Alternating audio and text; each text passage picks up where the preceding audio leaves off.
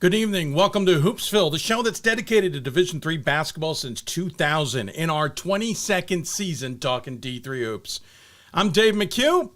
If you want to interact with the show or myself, be sure to check us out on social medias. We're at D3 Hoopsville on most social media accounts like X, formerly known as Twitter, Instagram, and Threads, also on Blue Sky. Also use the hashtag Hoopsville. Find us on Facebook as well, facebook.com/Hoopsville, and on our YouTube at youtube.com/D3Hoopsville. And we're simulcasting the show as well on Facebook and YouTube, along with our partners at Huddle Blue Frame.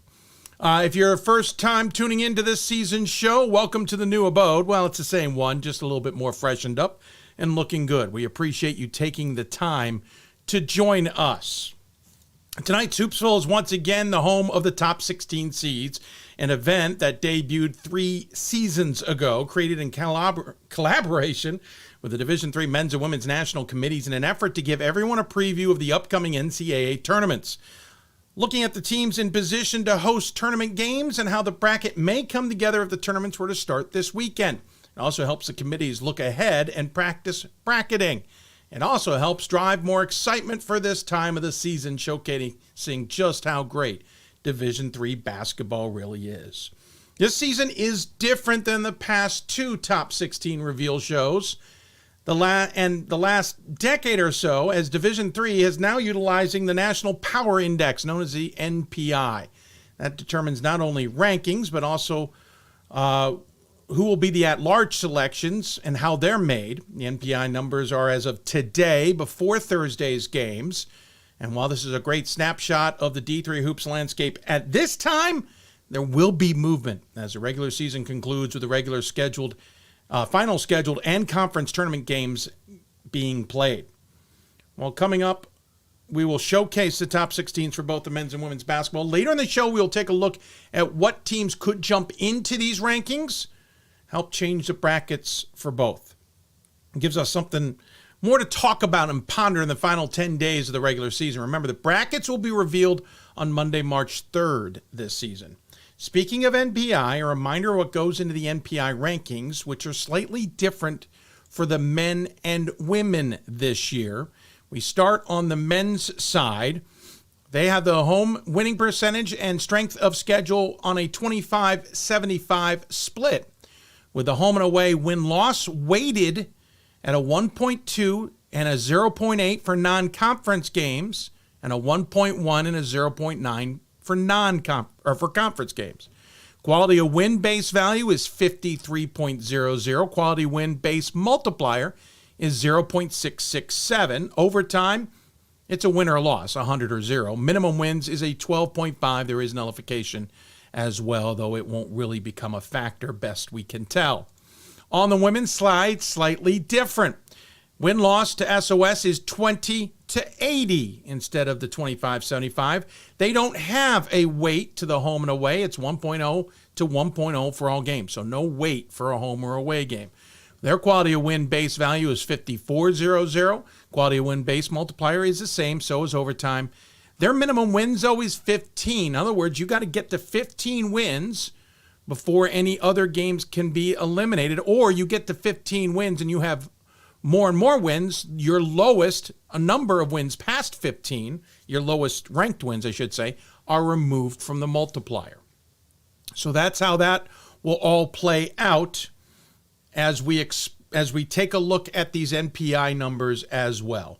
And while we love to have them play a role, or at least many would, a reminder, conference standings, public polls like the D3Hoops.com and WBCA polls, even eye tests are not things committees use when looking over these rankings, how they're calculated, or even how the brackets will be created. So a reminder, that's how this will all play out. Before we begin, a couple of notes on our process tonight. We will reveal these seeds starting at number 1, beginning with the women, since they have hosting priority for the opening weekend this season. Also, the top 8 seeds are considered protected by Division III now. This means the committee will make it a priority that these 8 programs will not be bracketed to see one another earlier than the national quarterfinals. So when we showcase these top 8, keep in mind, they would not be playing one another until a sectional final. And the top 4 could be in position to host until the semifinals as long as they continue winning. Keep in mind, the top 8 does not guarantee hosting. The top 4 does not guarantee hosting. It's just a bracketing principle. And we will talk to the national committee chairs later in the show after we're done looking at all 16 from both the men and the women and understanding their setup. And later in the show, we'll be joined by Ryan Scott and maybe others to take a look at teams to keep an eye on, teams that could make movements, that could change bracketing up, and dark horses and conference races to keep an eye on as well. So with that, we should get going, shall we? And we will start on the women's side again because they have priority in the opening weekend, meaning if a women's team, men's and women's team both are in position to host, the women's team will get that opportunity over the men. Men have that priority the second weekend, and that alternates every year. So let's get underway, and we start with the top seed on the women's side, the Violets of New York University. Meg Barber's squad has not lost a game since, well, it's been a long time. They're a perfect 22-0 this season and have an MPI number of 67.426 on a 53-game winning streak. Have not lost since the national quarterfinals in 2023. That was 713 days ago. The Violets have already clinched a UAA championship for the 4th consecutive time, a feat that only WashU has accomplished in the UAA on 3 separate occasions. The Violets have one of the most prolific offenses in Division III, averaging 90 points per contest and outscoring opponents by more than 40 points a game. The defending Division III champs are led by Natalie Bruns with 17 points a game and feature 3 other players in double figures so far this season. Number 2, the Polar Bears of Bowdoin, who are a perfect 24-0 so far this season. The Brunswick, Maine-based team outpaced the rest of the NESCAC by 3 games this season, and Megan Phelps' team is looking to keep that momentum going into the upcoming conference tournament. Bowdoin is outscoring opponents by nearly 20 points a game, with Sydney Jones and Abby Quinn scoring in double figures and both leading the team in rebounding. Bowdoin is hoping to keep playing at Morrell Gymnasium, where they haven't lost a game this season, and hope to avenge last season's loss to Smith in the national quarterfinals. Polar Bears feel they have unfinished work ahead. At number 3, the Scranton Royals, who have been a force in Division III women's basketball for decades. Scranton is a perfect 24-0, along with being perfect in landmark conference play so far. If they defeat Elizabethtown this weekend, Scranton will finish their 3rd unbeaten conference season in the last 4. In the 13 seasons prior, Scranton had only 1 unbeaten conference campaign. Ben O'Brien's squad is looking to lock up its 10th consecutive conference title and steamroll into the NCAA tournament. Scranton lost to NYU in the national quarters last season, but Hope Jr. Casey Cranston's 17 points a game and scoring from sophomores Elizabeth Bennett and Megan Lamana can be a difference maker this postseason. The Royals are in position right now to make sure everyone comes through their office this postseason. At number 4, Illinois Wesleyan. The Titans have lost just once this season and are in the top 4 for now. IW's lone loss came in the always tough CCIW, but the Titans have already clinched at least a share of the regular season title and locked up the top seed for the upcoming tournament. Maya Smith's squad continues to dominate opponents, outscoring teams by 18 points a game, and it helps to have players like Lauren Huber, who's the only player in program history with 1,500-plus points and 800-plus rebounds in their IWU career. And Huber needs only just 20 points to become the program's all-time leading scorer with more than 1,630 points. Coach Smith also won her 500th game earlier this year, all of them in charge of the Titans, and looking to make a 14th trip to the big dance and win another championship, the first since 2012. At number 5, we slip to the Gusties of Gustavus Adolphus. Lori Draws Kelly's squad continues to dominate the Minnesota Intercollegiate Athletic Conference, suffering only 1 loss this year to Bethel. Gustavus is another team outscoring opponents by 20 points a game, being paced by technically just 1 player in double figures, Emma Kniffel, at 14.5 points a game. But there are 3 more players who score more than 9 points a game, making the offense a tough one to stop, while their defense is in the top 10 in scoring allowed. They take care of the ball with one of the best assist-to-turnover ratios in the nation and shoot free throws very well. All things Coach Kelly hopes carries Gustavus further into the NCAA tournament than last year's tough loss in the opening round. And that moves us on to number 6. The Baldwin-Wallace Yellow Jackets Sherry Harris squad is riding a 23-game winning streak, having lost the season opener to Washington and Jefferson by just 5 points. Senior forward Kaylee Ressler leads the team with 11 points a game and over 6.5 rebounds, with help from Bella Valiant and Emily Irwin, both in scoring and rebounds as well. Sherry Harris is in her 35th season and eclipsed the 700-win plateau in January, sitting 9th all-time Division III women's basketball wins, 6th amongst active coaches. BW hopes to use the upcoming OAC tournament to springboard into the NCAA tournament, where we normally see the program in the second weekend. It gets us to number 7, the UW Oshkosh Titans. Brad Fisher's squad started the season 17-0 for the third time in program history and been pacing the WIAC thanks to fifth-year Casey Valley's 1,000-plus career points. The Titans have already won its 16th conference regular season title, marking 5 regular season championships in 9 years. This season also marks the 12th time in 13 seasons that Oshkosh has won 20 games or more. The Titans are looking to make their 6th straight NCAA tournament appearance, where they tend to make waves into the second weekend pretty regularly. And that gets us to the last one in the top 8.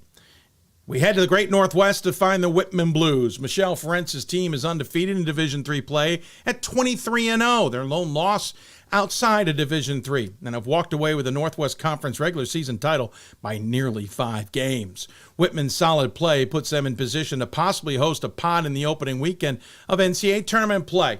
They're led by Corin Baker's nearly 20 points and 8.5 rebounds per game. The team is shooting an impressive 46% from the floor, and not many games on their schedule have even been that close. And that rounds out the women's top 8. As you can see, as we look at them again on your screen, NYU number 1, Bowdoin, Scranton, Illinois Wesleyan, Gustavus Adolphus, Baldwin-Wallace, Oshkosh, and Whitman would be the protected 8 should the NCAA tournament start today. Again, doesn't guarantee hosting. That Whitman one is one we'll talk about with the national chairs a little bit later. Let's take a look at the rest of the top 16, and we'll start with number 9, the Bullets of Gettysburg. Nate Davis's squad has lost only twice this season and are just outside the top 8. The Bullets hope another Centennial Conference title might be enough to get them maybe into that protected 8. At number 10 is the Randolph-Macon Yellow Jackets. RMC also finds themselves just outside the top 8 after a stellar 23-1 season so far. Lindsey Burke-Eberhardt's team has plenty of opportunities ahead in the next 10 days to possibly move up. At number 11, the Smith Pioneers. Smith find themselves at 22-2 this season. Lynn Hersey's squad has dominated the NEWMAC and hope they can find the right spot in an NCAA tournament bracket to do better than finishing as a national runner-up to NYU. That gets us to number 12, which is Ohio Wesleyan. The Battling Bishops team is top 10 in Division III in assists to turnover ratio, scoring margin, turnover margin, and assists per game, and led the NCAC in 10 statistical categories, all leading to a 15-game winning streak and firmly in the conversation of teams to watch and bracket around in the NCAA tournament.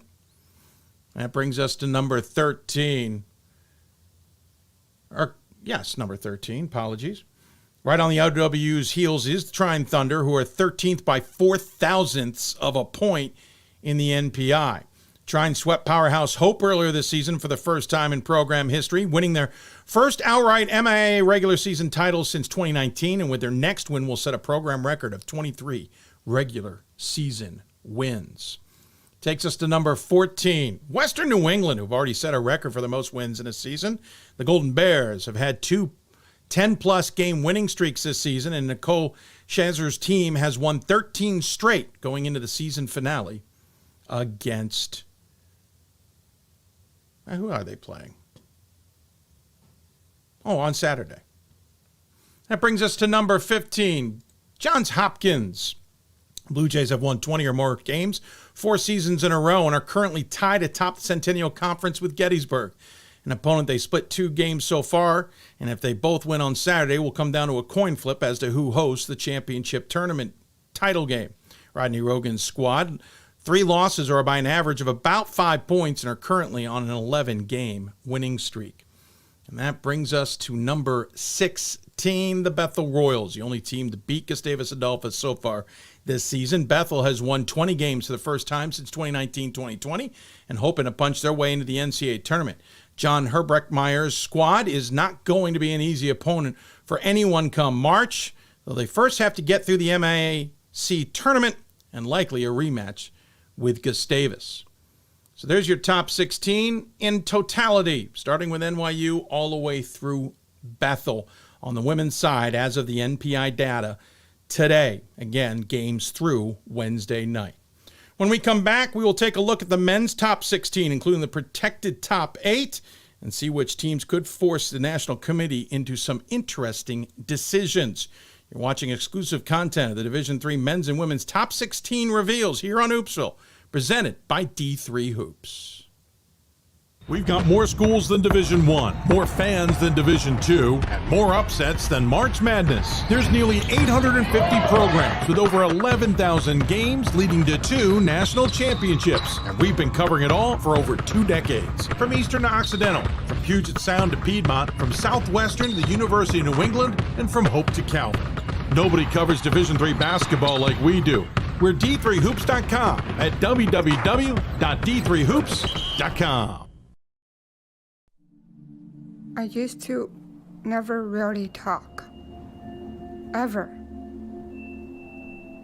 I was afraid if I said something wrong, everyone would laugh at me. But then I started to play golf with Special Olympics. It helped me to find my voice. And now everyone else is speechless.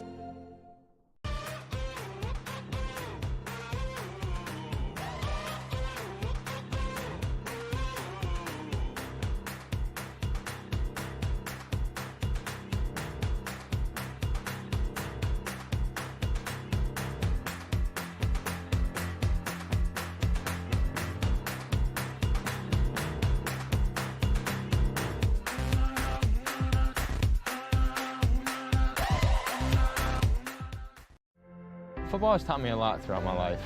It's definitely had a huge imprint on who I am as a person. Competing at a Division III level created that opportunity for me to go to college. Not only was I the first one in my family to graduate college, but I was really the first one to even go. Being the first one, I'm breaking that cycle, and now that I've graduated, I'm not sure what's the next step, but I know I have a lot of doors open. And a lot of those are open because I played football and ran track here at Otterbein. The National Association of Basketball Coaches is the nation's premier professional development and advocacy organization for basketball coaches at every level. The NABC strives to serve as the voice for coaches on national issues while advancing the core value of leadership, service, advocacy, education, and inclusion. To learn more about the NABC and to become a member, visit nabc.com and follow the NABC on social media at NABC1927. That's nabc.com or NABC1927 on social media. It's on us to stop sexual assault in any way that we can. To get a friend home safe. To never blame the victim. It's on us. to stand up. To make our community safe for all. It's on us. It's on us to look out for each other at parties. It's on us. To be more than just a bystander. To step up and say something. It's on us, all of us. To stop sexual assault. Learn how and take the pledge at itsonus.org.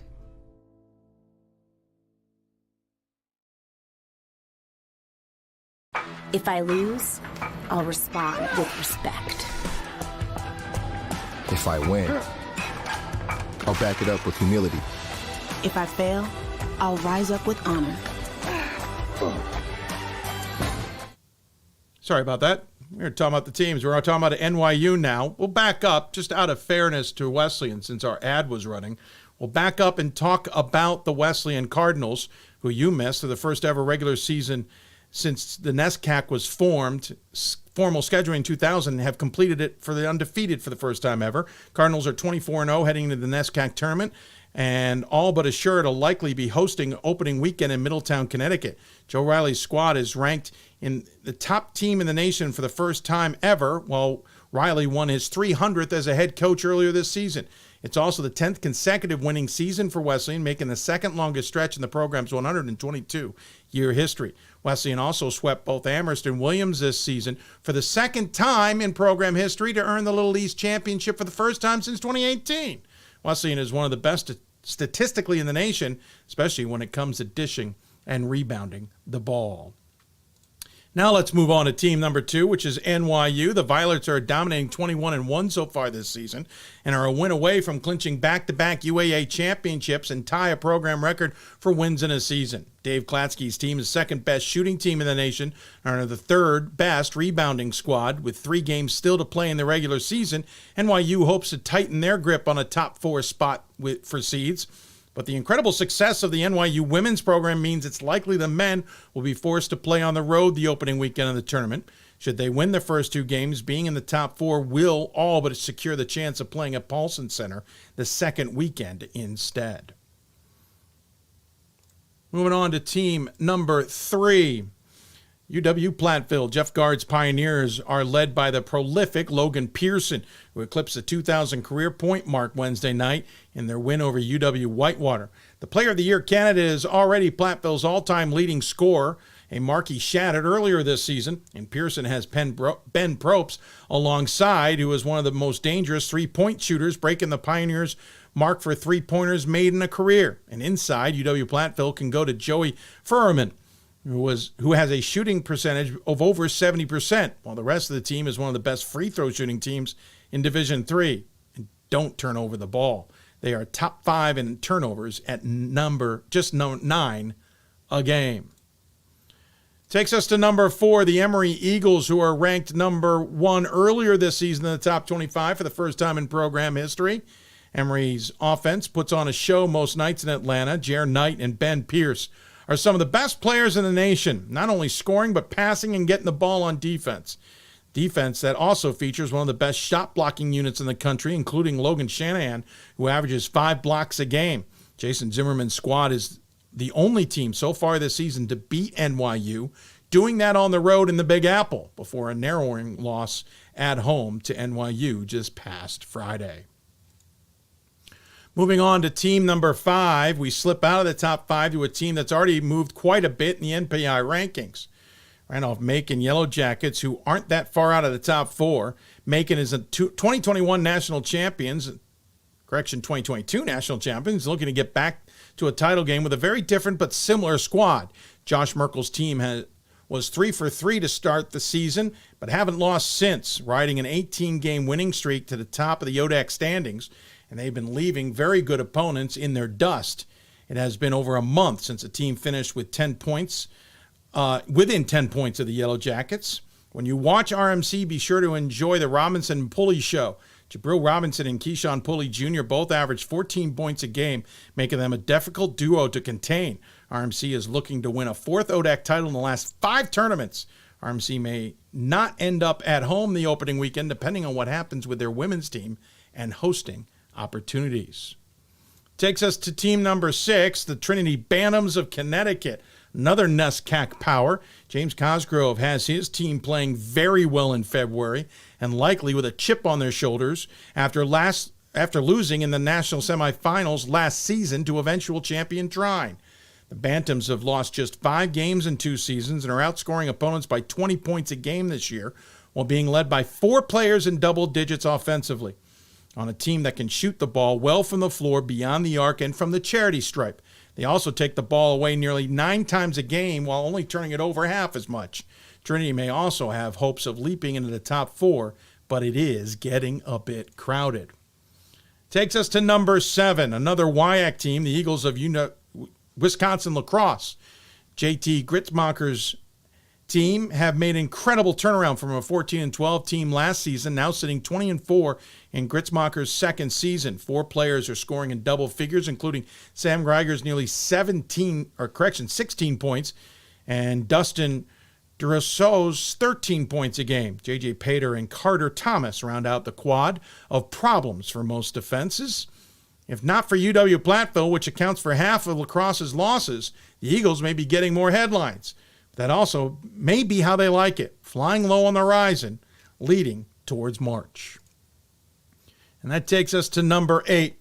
Hampton-Sydney, Caleb Kimbrough's unit marched all the way to the national championship last year and hoped to make waves yet again. But as always, the ODAC race tends to be the most difficult.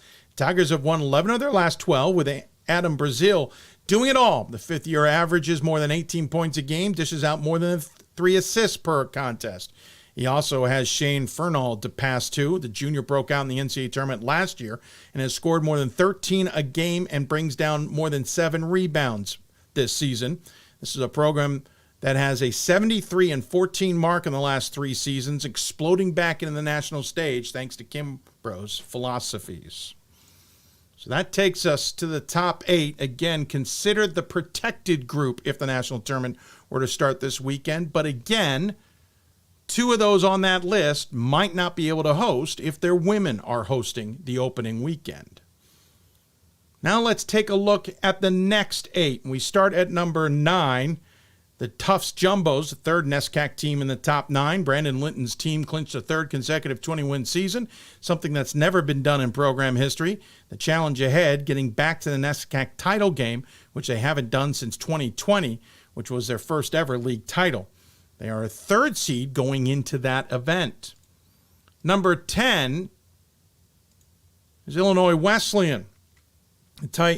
Ron Rose's team also faces the fact that they likely will be on the road the opening weekend due to the success of their women's team.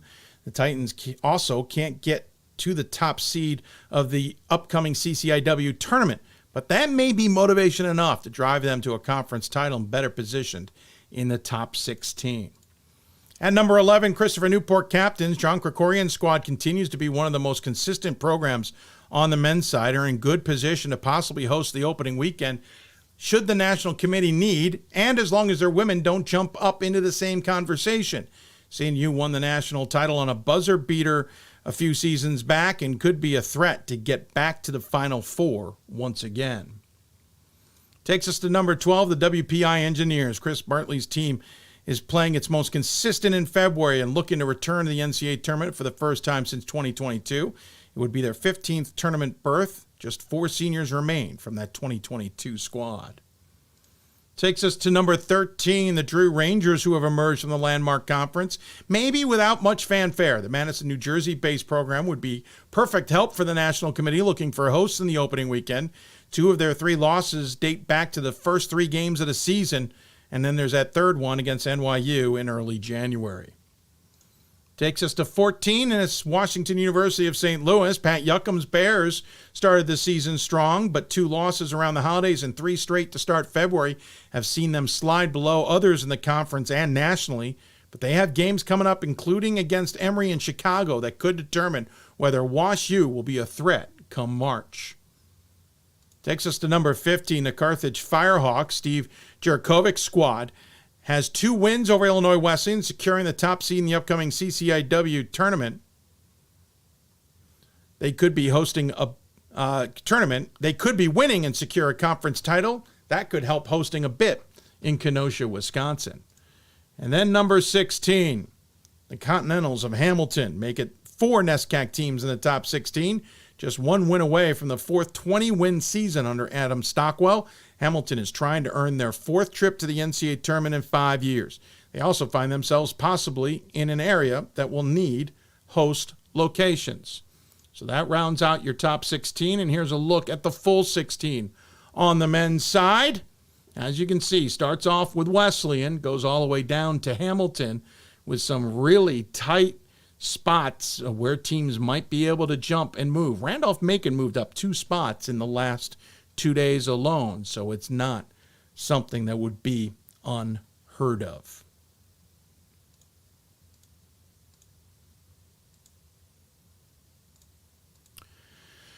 Before we get more reactions to all these seeds, plus some of the dark horse teams and conference races you should absolutely be watching in the next couple of days, a couple of quick reminders. will be coming up as well. We'll take a look at the schedules, but we also will be talking to the committee chairs. So we'll take another break, and when we come back, we'll get the committees on the hotline to talk about what we've learned from all of this, what we are still learning about all of this, and how this is all going to impact bracketing. John Lacey, the men's committee chair from Baruch, and Bethany Danley, the women's chair from the Ohio Athletic Conference, will join us momentarily. You're watching Hoopsville, presented by D3Hoops.com. Plenty more with our exclusive conversation with the committee chairs coming up. For the love of the game, but for those of us who are Division III student athletes, it's more than that, a lot more. Sure, the game is important, but as we work so hard to build both mind and body, it's more about team. That is why NCAA Division III teamed up with Special Olympics, and in giving the gift of sport to those for whom it seemed an impossible dream, we are working to make this a better world. Help us keep that dream alive. You can make a difference. We are the coaches of women's basketball. We are leaders and teachers, dreamers and winners. We are professionals who conduct ourselves ethically and with integrity. We place the education, safety, and well-being of the athletes we coach above all else and teach them the fundamental values they need to succeed in life. We are coaches united for the good of our game and those who play it. We are the WBCA. We've got more schools than Division I, more fans than Division II, more upsets than March Madness. There's nearly 850 programs with over 11,000 games leading to 2 national championships. And we've been covering it all for over 2 decades. From Eastern to Occidental, from Puget Sound to Piedmont, from Southwestern to the University of New England, and from Hope to Calvin. Nobody covers Division III basketball like we do. We're D3Hoops.com at www.D3Hoops.com. The National Association of Basketball Coaches is the nation's premier professional development and advocacy organization for basketball coaches at every level. The NABC strives to serve as the voice for coaches on national issues while advancing the core value of leadership, service, advocacy, education, and inclusion. To learn more about the NABC and to become a member, visit NABC.com and follow the NABC on social media at NABC 1927. That's NABC.com or NABC 1927 on social media.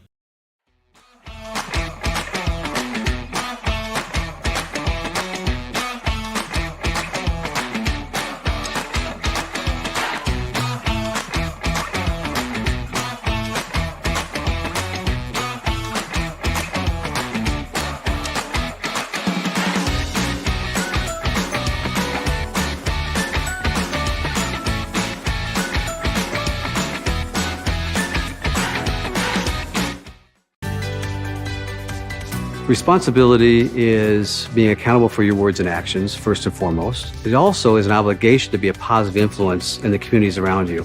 Being in a D3 program, you're going to have lots of different opportunities. You're not just an athlete, you're also involved in student life. Your academics are extremely important. We give a lot of our student athletes responsibilities right from the start by giving them leadership opportunities, by having them engage in the community, be a positive influence. That's being a responsible person. There are over 480,000 college athletes. Only 2% would go pro. That means over 470,000 will not get a shoe contract.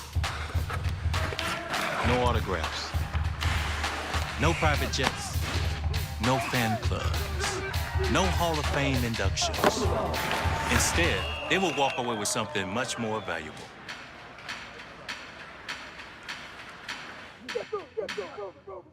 I did receive a non-athletic scholarship upon entering school.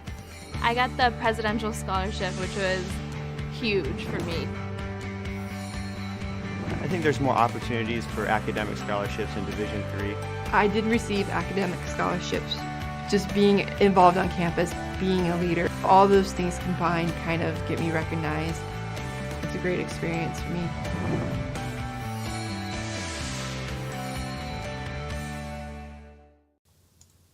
Welcome back to Hoopsville on this exclusive evening as we've taken a look at the top 16s. We'll give you a reminder of all the important dates and all that coming up. We'll also get reactions and teams to watch, conference races to watch, and all of that in a bit. But as always, when we do this show, we have an exclusive conversation with the national committee chairs about normally the decisions they made to get to these top 16s. But in this case, their hands were tied on that one. Those 16 were predetermined by the NPI, but that doesn't mean there isn't a lot of work going on. I know John Lacey, for example, was working hard today. Joining us on the Hoopsville hotline, I think, if our mouse can cooperate, to talk about it all is the aforementioned John Lacey, men's basketball coach at Baruch and men's chair, and Bethany Danley, women's chair and commissioner at the Ohio Athletic Conference. Of course, they joined us a couple weeks ago to talk about a lot of these things, so I welcome you two back. Thank you very much. I know taking you out of some busier moments of your evenings. Thanks for having us, Dave. Thank you, Dave. Let's first and foremost start. We talked about it a couple weeks ago, but let's just discuss the fact, John, these 16 were locked and loaded. There was no trying to go through the process as you normally did in the last few years, which you know, obviously for this show or just in a practice sense and all. You got them locked and loaded, so I'm assuming this week it was more about conversations of, so these are our 16. What would we do with them, right?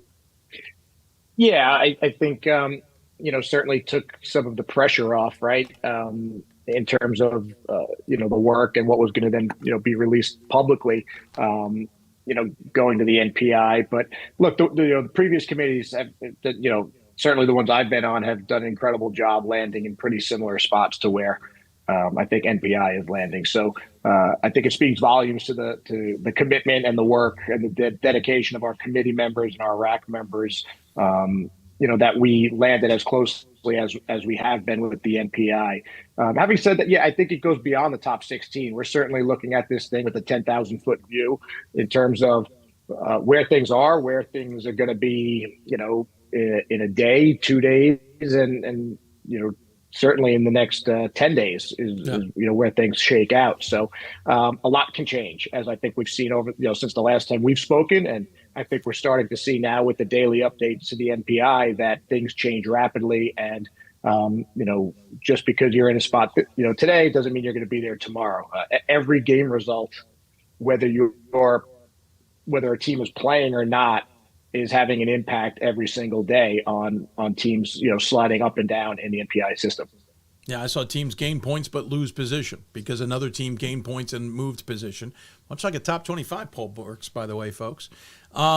Different, but similar. By the way, I will say we will maybe not get to everybody's questions. There are a lot of questions we went very much in depth with 2 weeks ago. I highly encourage you to go back and listen to that conversation with John and Bethany. But Bethany, to John's point, I assume it was similar on the women's side.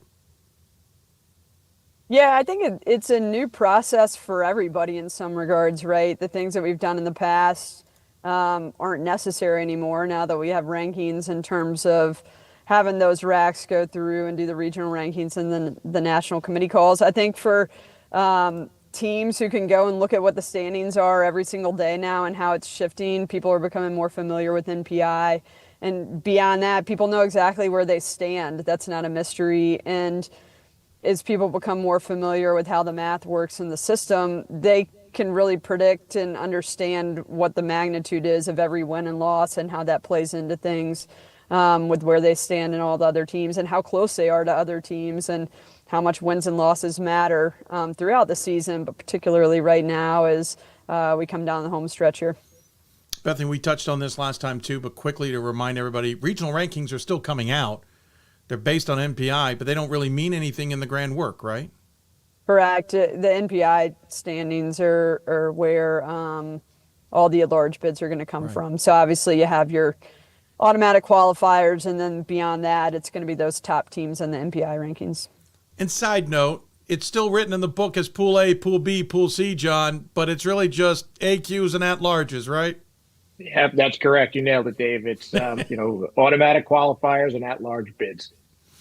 All right, so we saw the top 16, and maybe during this segment we'll try and show them again. But immediately, and something I've been looking at for the last few days and even a week, we're going to have some issues, John, on your end. Bethany has it easy the opening weekend. She doesn't have to worry about hosts other than maybe putting in that paperwork. We'll get to that in a moment. But, John, maybe 3, maybe 4 of your top 16 are looking at situations where their women's team is going to steal the arena from them. So you're going to have to maybe put, as we saw, I'll call it up while we talk about it. You're going to have to put up, if memory serves, because I don't have it that memorized as it should be, you're going to have to put NYU, Randolph-Macon, Illinois Wesleyan, outside chance of Christopher Newport, but I'm not going to dive too far into that one. But those previous three on the road, and a couple of them are in regions where you really could use some hosts. And even looking at it further, John, some of those hosts might have women hosting. Yeah. Look, this is not unique to NPI, right? So this has been happening for a number of years now where, we find ourselves in these predicaments. And until we're given further directive from the NCAA and the championships committee in this situation, this is not any different than what we dealt with last year, the year before that. So NPI and this don't really have any meaningful impact in how we're doing this differently. So this is something that, teams that have been in this position before should be used to. It's not ideal, I think, for us on the first weekend of having one of our top teams, or multiple of our top teams, not being able to host, but it's certainly not ideal for Bethany on her side that she has to go through this all a week later. So right. It's just right now it's the nature of the tournament, and teams have worked through it before, and we anticipate they'll work through it again. But it's certainly nothing new. Before I get to asking John what you would do in that scenario and what your hopes would be, Bethany, I will ask you about the second weekend, because if chalk holds, and admittedly that's an if, NYU, Illinois Wesleyan, Randolph-Macon potentially won't be able to host the second weekend. How do you bracket then, Bethany? Do you bracket with the mentality of, hey, they probably aren't going to host, or do you got to take the approach of, no, they could be hosting, and that's going to determine things, not the what if they aren't hosting? In general, for both weekends, projecting out, protecting top seeds, we're looking at all of those scenarios. So both committees have had bracketing exercises where you're going and looking at what the rankings are and how things could potentially match up. As we mentioned previously, there's going to be a regional component to all of this, and I'm sure that we'll touch on this down the road here with some of your additional questions, Dave. But we're considering all of those things. I think one thing on our end that's important for people to realize is if teams advance to the second weekend, and if some of our top teams advance and their men are hosting, you might have some unconventional hosts in there, and people who normally would never think that they have a chance of hosting that second weekend might have a chance to host. And so anybody who thinks that they could advance and, they have the opportunity to host on their campus, and sometimes there's conflicts on campus, whether it's spring sports, person power, all those different factors, should probably put in, because the more options we have, the better, as we look at all the different options of ways to pair teams. Again, particularly as we have rankings now, that really helps. So people who are in a similar footprint to some of our top teams, you never know if you might be a good option for us that second weekend. And I couldn't tell you definitively right now who those teams are, but I do know the more options that we have, the better. When I chat with Ryan, I'll come up with one of the scenarios that we imagine. We don't need to dive into that and put you in a bad spot, but there's one scenario where it's not who you would think would host, but it works wonderfully to get everybody there. John, back to that point earlier, though, okay, NYU can't host. Randolph-Macon can host, but they're, pretty top dogs at currently 2-5. What's the mentality of where you then try and send them?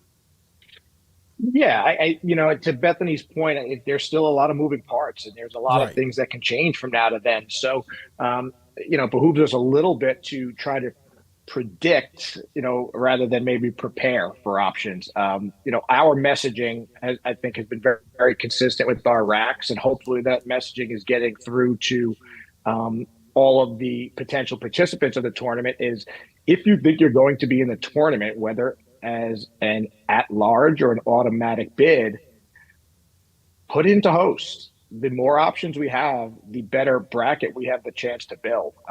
Things today are going to look very different a week from now when we're really diving into this potentially. And the more teams that we have, more facilities that we have available to us, the better bracket we can provide, and we can figure out where to put those teams. And we should point out that deadline, Bethany's tomorrow. If you're listening to this on the podcast on the 21st, the deadline's today. You got to get in this host paperwork ASAP. It's not something you're coming a calling for. Correct. Yeah, the deadline's tomorrow, and I know on both our end and on the men's side, there are RAC members who are reaching out to people in their league who, as John said, they could be AQs. They stand a good chance to be an AQ or stand a good chance to be in a large bid. And if we see that they have not put a bid in, we're either asking if they have any interest. And for us, a lot of it, again, people aren't thinking about putting in for sectionals on our end, except for some of those top teams. And we need more people thinking about putting in for sectionals, even if they're not, sitting there in the 1 through 8 rankings right now. So that's something we're actually having RAC member or national committee members, RAC members actively reaching out to people to see if they have the interest and ability in putting in an additional bid, particularly for sectionals where less people are thinking about that. But people are listening and they want to put in bids. We strongly encourage it. Well, we should also point out this isn't something like they get to the sectional and they go, "Hey, can we host now?" This has got to be done, and not because you pulled off an upset and 3 other teams lost too. Bethany, curious when it comes to bracketing. We touched on this as well in the previous conversation, but I'd love to go a little more in depth if we can. And John, it will be coming to you. We saw on the soccer championships, we certainly saw it in football, a little bit more allowance for flights. And I know when we talked last time, and it's been a common refrain, you are not given a number. You're not saying, hey, you're limited to 7 flights for the entire tournament. Good luck. But what happens if you're in a scenario where you want to, and this could impact hosting, you want to put something together and you're rejected for whatever reason of that 1 flight extra you need? How do you, Bethany, go through the process to see if you can get that changed or understood at the very least? Because maybe that can help this bracket be better. Sure. Well, I think some of it is the responsibility of the committee to put together a pretty convincing argument of whatever it is that we're advocating for. So regardless of circumstances, and John and I actually chatted on this a little bit earlier today, you're always going to have some schools who have to fly. It always plays out that way. Right. Now, how many of those schools do you have? That's unknown at this point. And so for us, if we want to create different scenarios of whether it's hosting opportunities, matchups, whatever the case may be, we may just have to utilize those different institutions who are required to fly to try and meet some of those goals that we may have as we stick to the parameters again of allowing top seeds to host, and then again creating a bracket where it's creative and you don't have typical matchups and stuff like that. So a lot of that, I think the onus is on us as a committee to work within the parameters that we're given to try and accomplish our goals. Beyond that, I do think that if we have a very convincing argument for something and we prove that we're being responsible in how we're bracketing, at a minimum, they're going to listen to what it is that we're asking for. But we need to have a convincing rationale for why. And that's something, when our group got together earlier this week, we talked philosophy a little bit of what some of those things look like and how we can make different scenarios play out, given flight restrictions, given mileage restrictions. And those are things that we'll keep working through. This is one of the benefits of NPI is we have some hard and fast rankings. Yes, they're going to shift in the next week and a half. And at the same time, we can start formulating thoughts about different people who may or may not be hosts, what different matchups could be. And we have more time to do that because we're not sitting on 4-hour calls doing regional rankings every week. Right. So love it or hate it, when it comes to NPI, that is a benefit for us as a committee to have a little bit more time there to talk through some of those things. create good rationale for the things that we're asking for and really plan. We'll talk more about one of the scenarios that's already on the board, as it were, but you keep saying they. I know what you mean, but maybe others don't. Who's the they that you're ultimately talking to? Sure. The Champs Committee, the folks on the Champs Committee are people who sign off on this.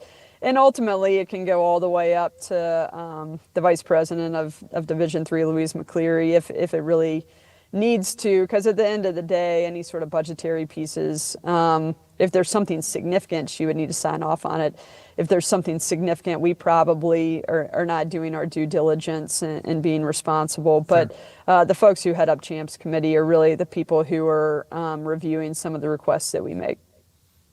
John, you're in a scenario where you might end up being forced to use some flights early on because our usual Texas pod seems to be dissolving on us. There's a lot of what ifs, even on the women's side. What if Piedmont versus what if Maryville or whatever? I'm throwing names around, folks. I'm not being picking out real ones. But John, again, Texas could dissolve. We could go. You may be forced to go back to California with 2 schools there. I know basketball, we hate seeing conference opponents in the second round. But if you're in California like you were last year, is it unavoidable? Or are you going to make an effort to try and send 3 there and send them out for 4? And to follow up with that, will it handcuff you later? Yeah, we're going to make every effort to make the best and most creative bracket that we can, right? Like we want to avoid repeat matchups as much as we can. We want to avoid teams traveling as much as we can, right? I mean, they are student athletes. I mean, it's part of the experience, but we don't have, and we talked about this in our last conversation, we don't have carte blanche in terms of flying everybody all across the country. If we had that, I think we can, it would be great, but we could make a great bracket. Like there'd be no issues. Yeah. We could, just 1 through 64, seed the teams and send them where they need to, but it's just not the reality we live in. So, look, the great part about sports and tournaments like these are the discussions that they generate. Some teams feel slighted, some teams feel rewarded. It's unavoidable. It's just, we have, as Bethany mentioned, we're going to do our due diligence. We're going to, the luxury of the system as it currently is we have the opportunity to spend more time on this piece of the puzzle than we've had in the past. In the past, we've been bogged down with getting the right teams into the tournament and the minutia of figuring out those last 3 teams. Well, here we get an opportunity to really spend time on the bigger picture in terms of putting a bracket together. And I'm not going to sit here and tell you that it's going to be perfect, because it's not. There's going to be teams that are going to be upset with where they get sent to. There's going to be teams that felt they should have hosted and we went somewhere else.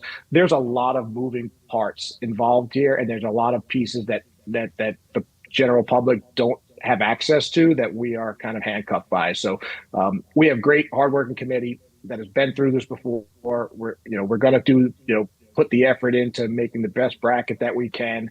And I think we've done a great job the last few years. I think we've had incredible tournaments. The women have had incredible tournaments, and I'm fairly certain we're going to have another great year this year. John, when it comes to the entire process, obviously it'd be great to go 1 through 64, as you said. What does protecting those top 8 really mean from your perspective? And beyond that, how are you are we gonna see 1v16, 2v15, et cetera, or how do you envision it? Yeah, I think it's unavoidable to have some sliding of the seed lines. I just don't think we have the ability to make a perfect bracket in terms of seeding, given the restrictions we have geographically. Division III, our membership is tilted much more to the Midwest, to the Eastern Coast than the West Coast. So we work within what we have, and I think my challenge as chair and our committee's challenge is try to keep the bracket as much on the seed lines as possible, but there's going to be shifting, right? Because well, we have a perfect bracket. Wait a minute, that those two teams are in the same conference. Or, yeah, you know what, we probably can't fly this team here, or this team's unavailable to host, so we have to send them to this place, and it's a domino effect of every decision that you make, and every time you think you have it right, and then you get to the next pod, you have to almost start over again. So it's constant. You got to have a lot of a big eraser to try to get this thing as close to perfect as possible. Bethany, again, that I'll ask you what that protected 8 means, and I do have a follow-up because there's one in the 8 that's already going to be a hassle for you if it were to start today. Again, if it was a tournament we're starting this weekend. But what does that protected 8 mean in the grand scheme of things for you? Yeah, so there's the one piece where in an ideal world, you've got your 1 seeds, your 1 through 4, and your 2 seeds, your 5 through 8. And the directive that we have been given is we are to try and bracket in a manner where those teams, in theory, would not meet until the sectional final, should they advance that far. So that's one piece of it. And that's been pretty explicit through all the sports in terms of, again, protecting those top 8 seeds. I actually just had a conversation yesterday, and this continues to be reemphasized, that the matchup is protected, the hosting is not necessarily protected. And with that said, and I won't speak for John, but I would imagine that their mindset on this is similar to ours.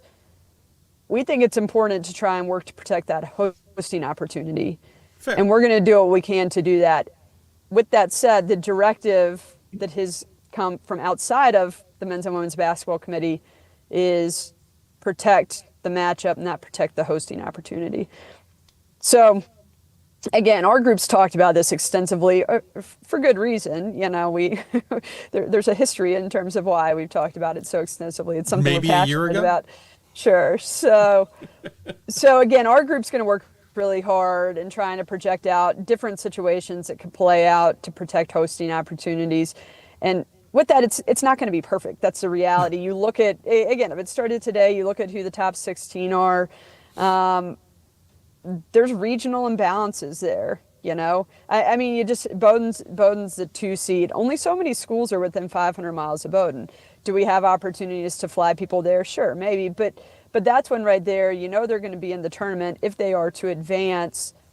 You've got some limitations there. So how can we as a committee plan accordingly, knowing that right now they're the number 2 seed? If they were to advance out of that first weekend, are there different things that we can do to strategize to potentially give them an opportunity to host? Those are things we're talking about because we need to do our due diligence in that regard.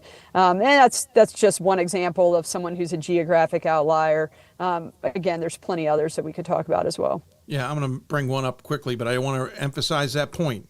Protecting the matchups is key, but this doesn't mean that just because you're the top seed means you're going to host. You would love to do it. If you get one flight and you can host it at NYU, great. But if you can't get that flight and it's got to go somewhere else, it's going to have to go somewhere else.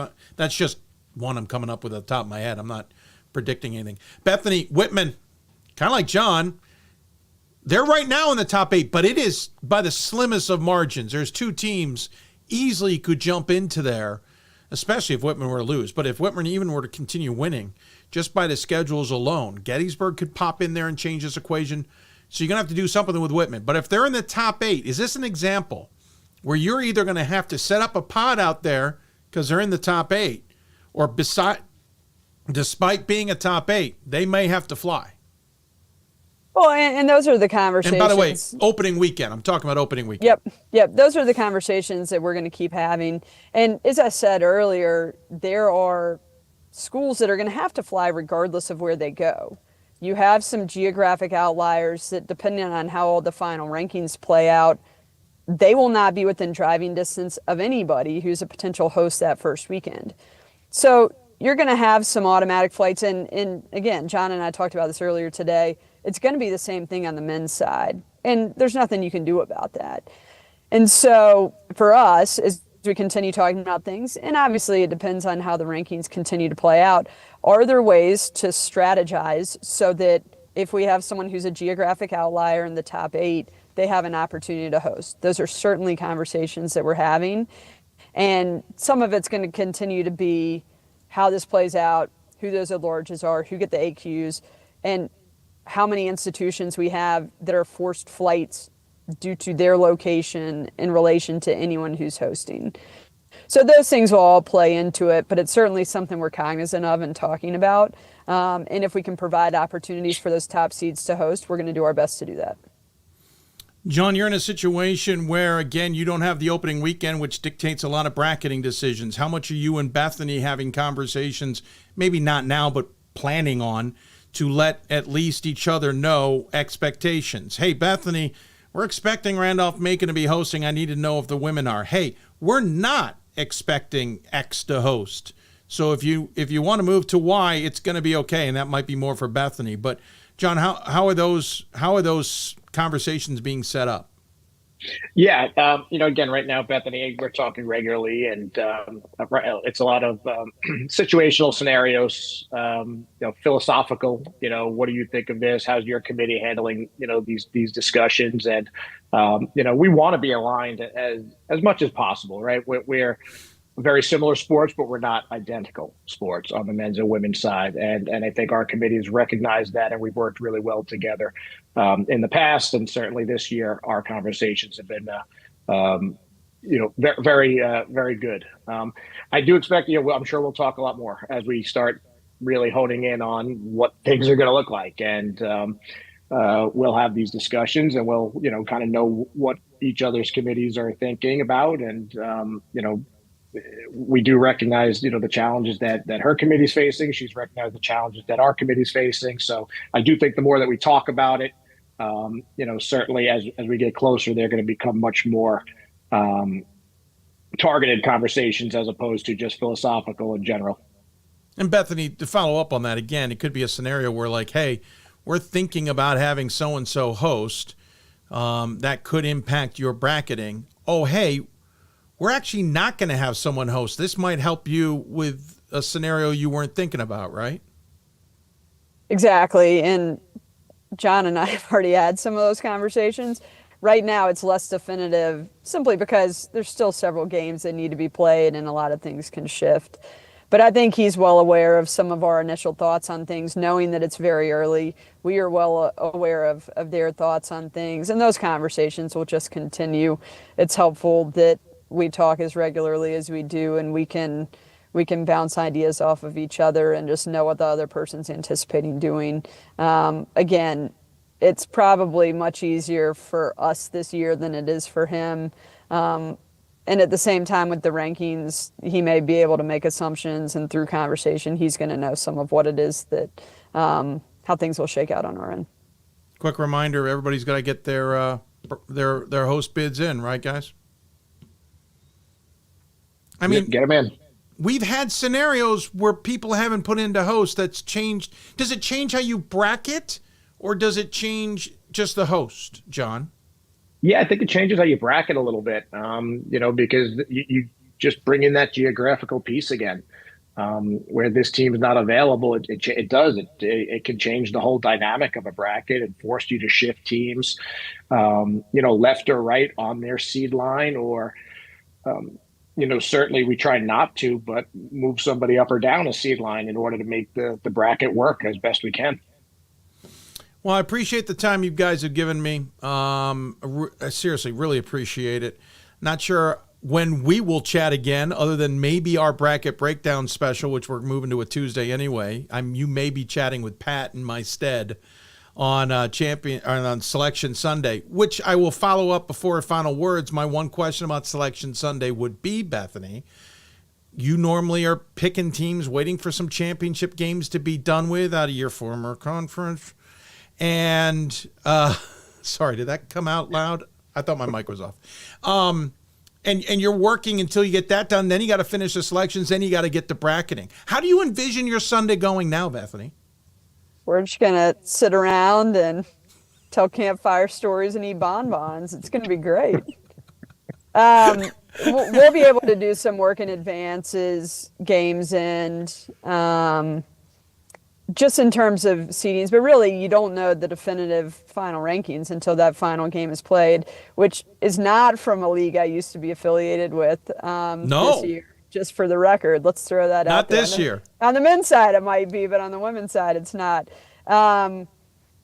So yeah, there's conversations that we can have, but and obviously you can plan. Things will be sifting out, but we'll really need to wait till that final game ends before we can have some definitive information. But we'll have a bracketing subcommittee as we've had in the past, and that'll be a group that sits there and has a framework of what we anticipate will shake out with different teams in different positions. And then as games continue to end, there's refining of that bracket.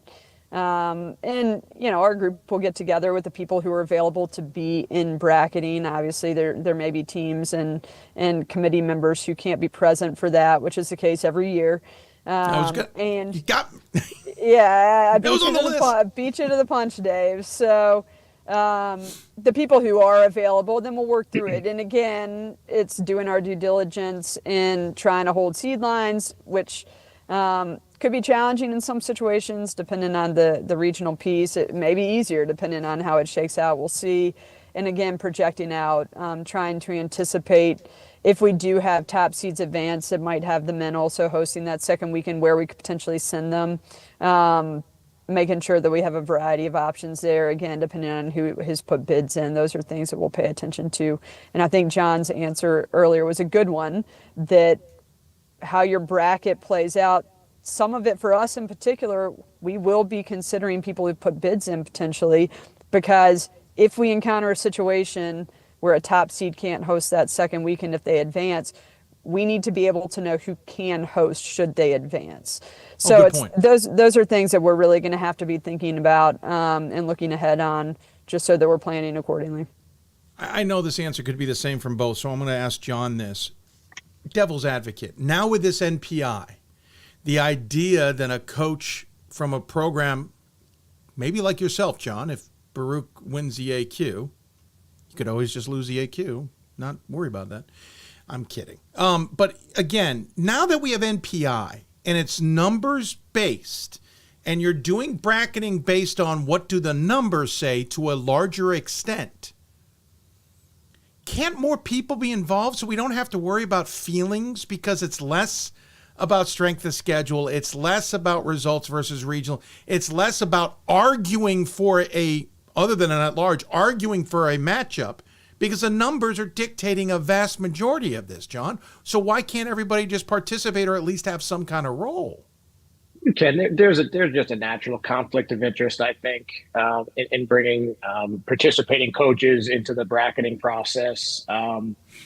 You're dealing with logistics and travel, and certainly if we're fortunate to be in it, it's going to be a challenge, I think, in terms of putting the bracket together. But we have incredibly professional members of our committee. I mean, it's certainly a conversation I think we can have. Again, we're still in the first year of the NPI, so I think at the conclusion of this year's tournament, we'll have the ability to give some feedback on the process and figure out what changes we need to make. Continue to monitor the dials that were set for subsequent seasons, and when that opportunity presents itself to change. But the role of committee members has changed, and the role of RACs has changed, and we're well aware of that. So it's an evolving position, and we'll, I think, see how the process goes this year, see where we land, and have discussions about what it looks like in the future when the time is appropriate.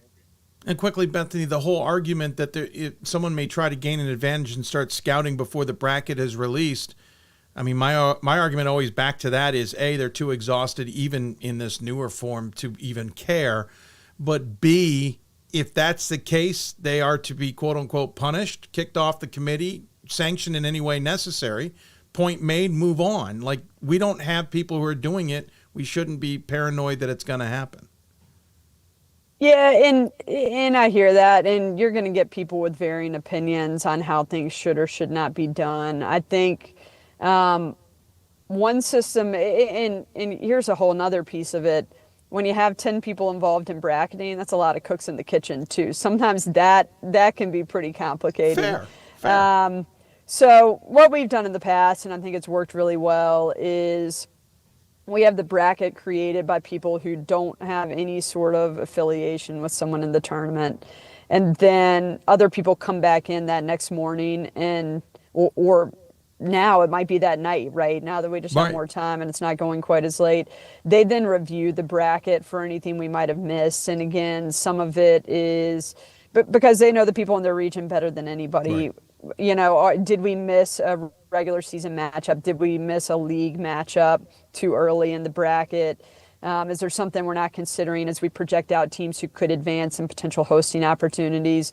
And when you have that core group who might be creating the bracket initially, having a second set of eyes from some of the other folks is oftentimes very helpful because they can see things that other people might not have recognized when they spend a little more time in the weeds in the bracket. So that's how our group's done it in the past. I don't think it's necessarily a competitive advantage, but yes, 10 people and 5 of them might say that it is. So sure. Like we most think things in the NCAA. Absolutely. So we think it's important. And we've got a process that works for us, and I know the men do as well. So we feel okay sticking to that and think that we're not losing anything by holding to a process that's worked for us previously. Could go down a lot of other rabbit holes with you all, but I appreciate it. It's certainly a shorter conversation, and we're not trying to nitpick SOS results versus regionally and all that. I do miss that aspect, but I certainly appreciate what MPI has brought to the table. And I know it's not perfect, but we are certainly learning a lot from it. And while this show was a little bit different this year as a result of it, and we will continue to massage it into the future, I appreciate the time you all give us anyway to break down questions. And this is probably the earliest we've really dove into the bracketing side, so it has some advantages. As always, I'll let you go on the final word. Any final thoughts you'd like to share with those who may be tuned in? John, I'll start with you.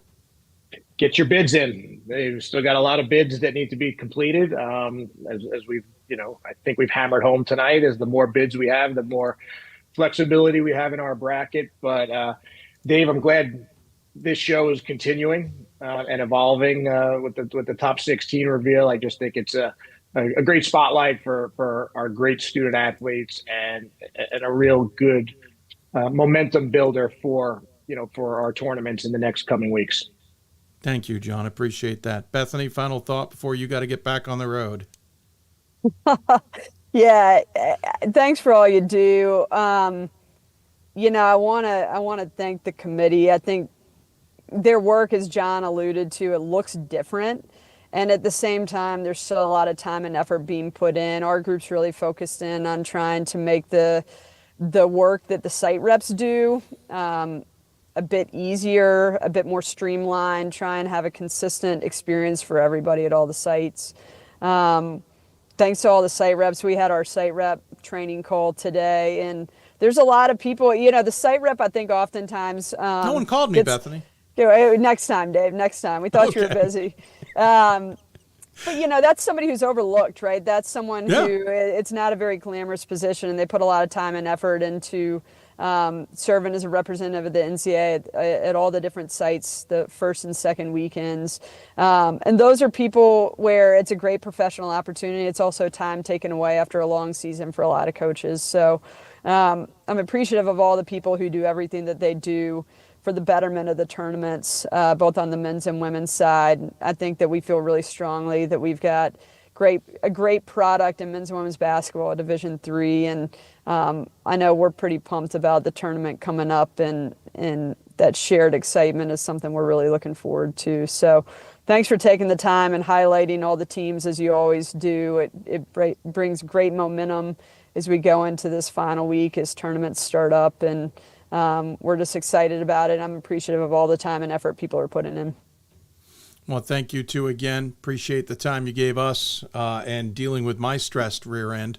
A little more than needed, but I appreciate it nonetheless, and being very flexible with me.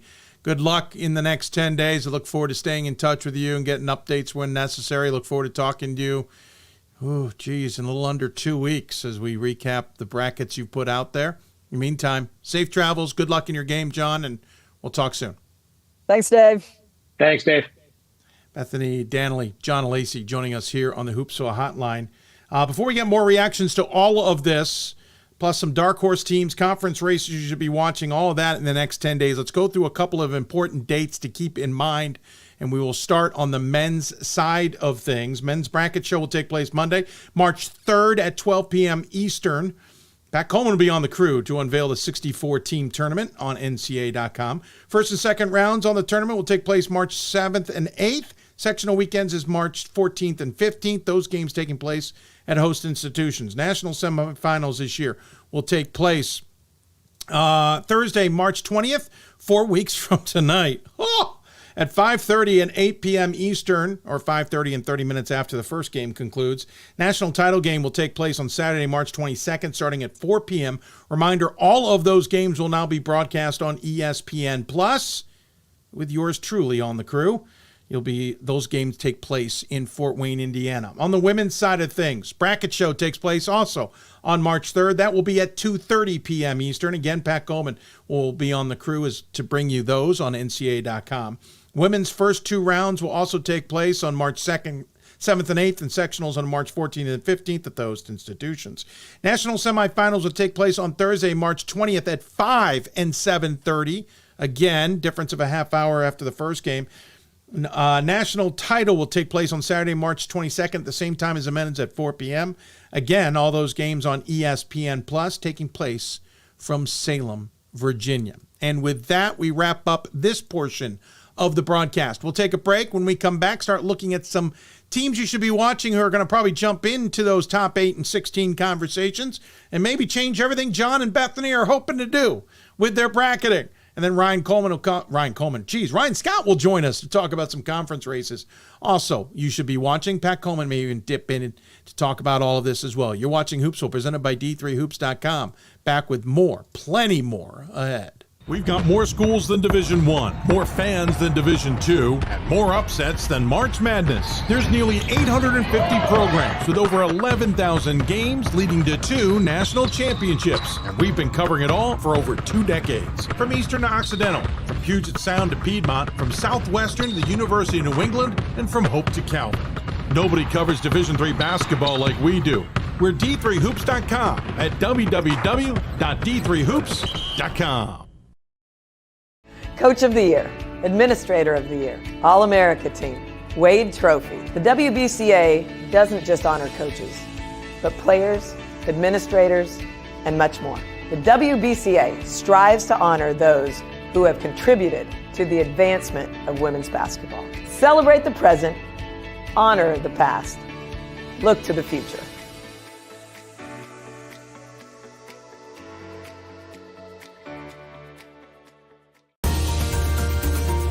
I believe sportsmanship is a mutual admiration and respect for your fellow competitors. We all go through a lot to reach the point where we compete against one another. It's important to realize that. So once we're finally on the field or on the court or on the starting block, we look at each other as fellow human beings and not just competitors. Being able to recognize the hard work that other athletes are putting in creates a more positive and inclusive environment. Allows you to give yourself to other things. Having that free time allows me to pursue the things that I want to pursue. Division III athletics affords students the opportunity to, engage in the other interests in their campus and in their lives outside of that sport. It allows you to just be able to do everything you want to do. I wouldn't change it for the world.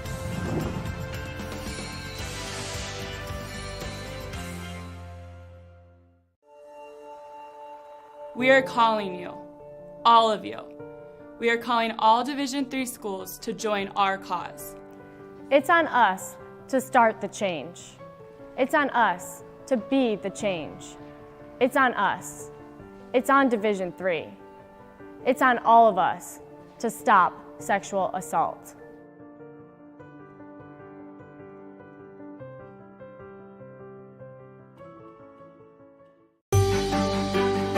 Comprehensive learning is being able to adapt to experiences and apply the things that I learned. Being an athlete and juggling academics helped me grow as a person, and things that I've learned, I was able to apply it in another field, putting them into everyday life. Developing comprehensive learning helped me prioritize certain things to make sure I get to where I want to be.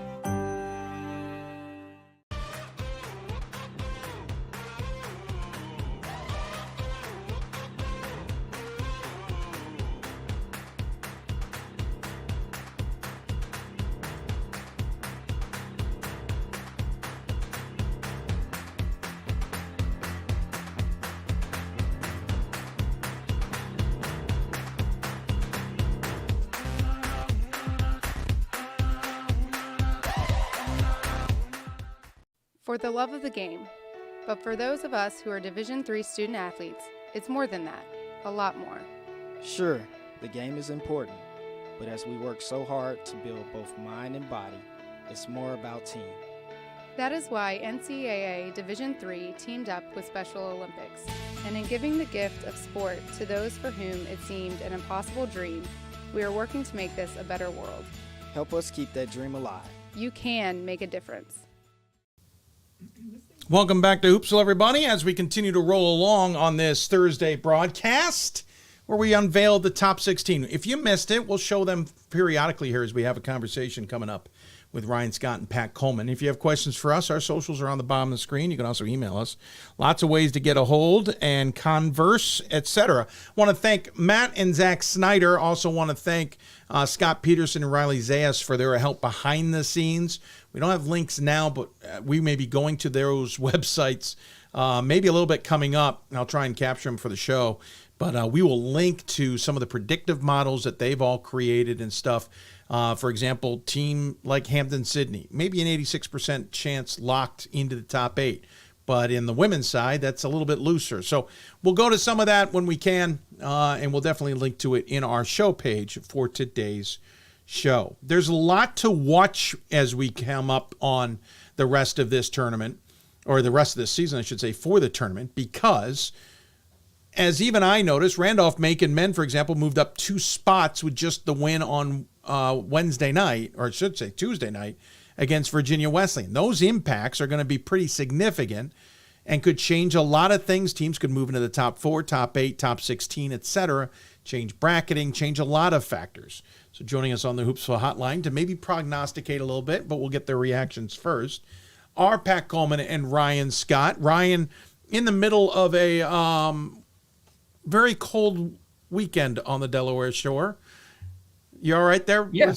You got power and all? all? The hat. Yeah. So I just say it was a bad hair day today. There's maybe a longer story about that. But also, this is my blood donation hat. So I always put the key out. If you can donate blood, go do that. So I got a hat out of it. So that's awesome. Yeah, well said. I'm not allowed to. I spent a little too much time in Europe. Oh, yeah. It's a mad cow thing. Whether I have it or not, or had it. All right. First off, let me get reactions. I know you guys listened to some, or if not all, that conversation with the committee chairs. The difference with this year's, we didn't have to dive into, okay, what was it about results versus or SOS that you balanced and all that? It's an NPI number scenario.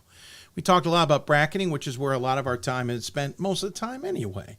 Ryan, any thoughts to what you heard from a conversation 2 weeks ago tonight therein? Well, I can just say it because the committee won't come out and say it. But if you work for Baldwin Wallace Athletics or Trine, make sure that you are putting into host, because we need probably the women's bracket will need you to host the second weekend. They are really well placed. If you are at a school in Ohio or Michigan or Indiana and you think your team might be in the tournament, please put into host. Yes. This will be really helpful.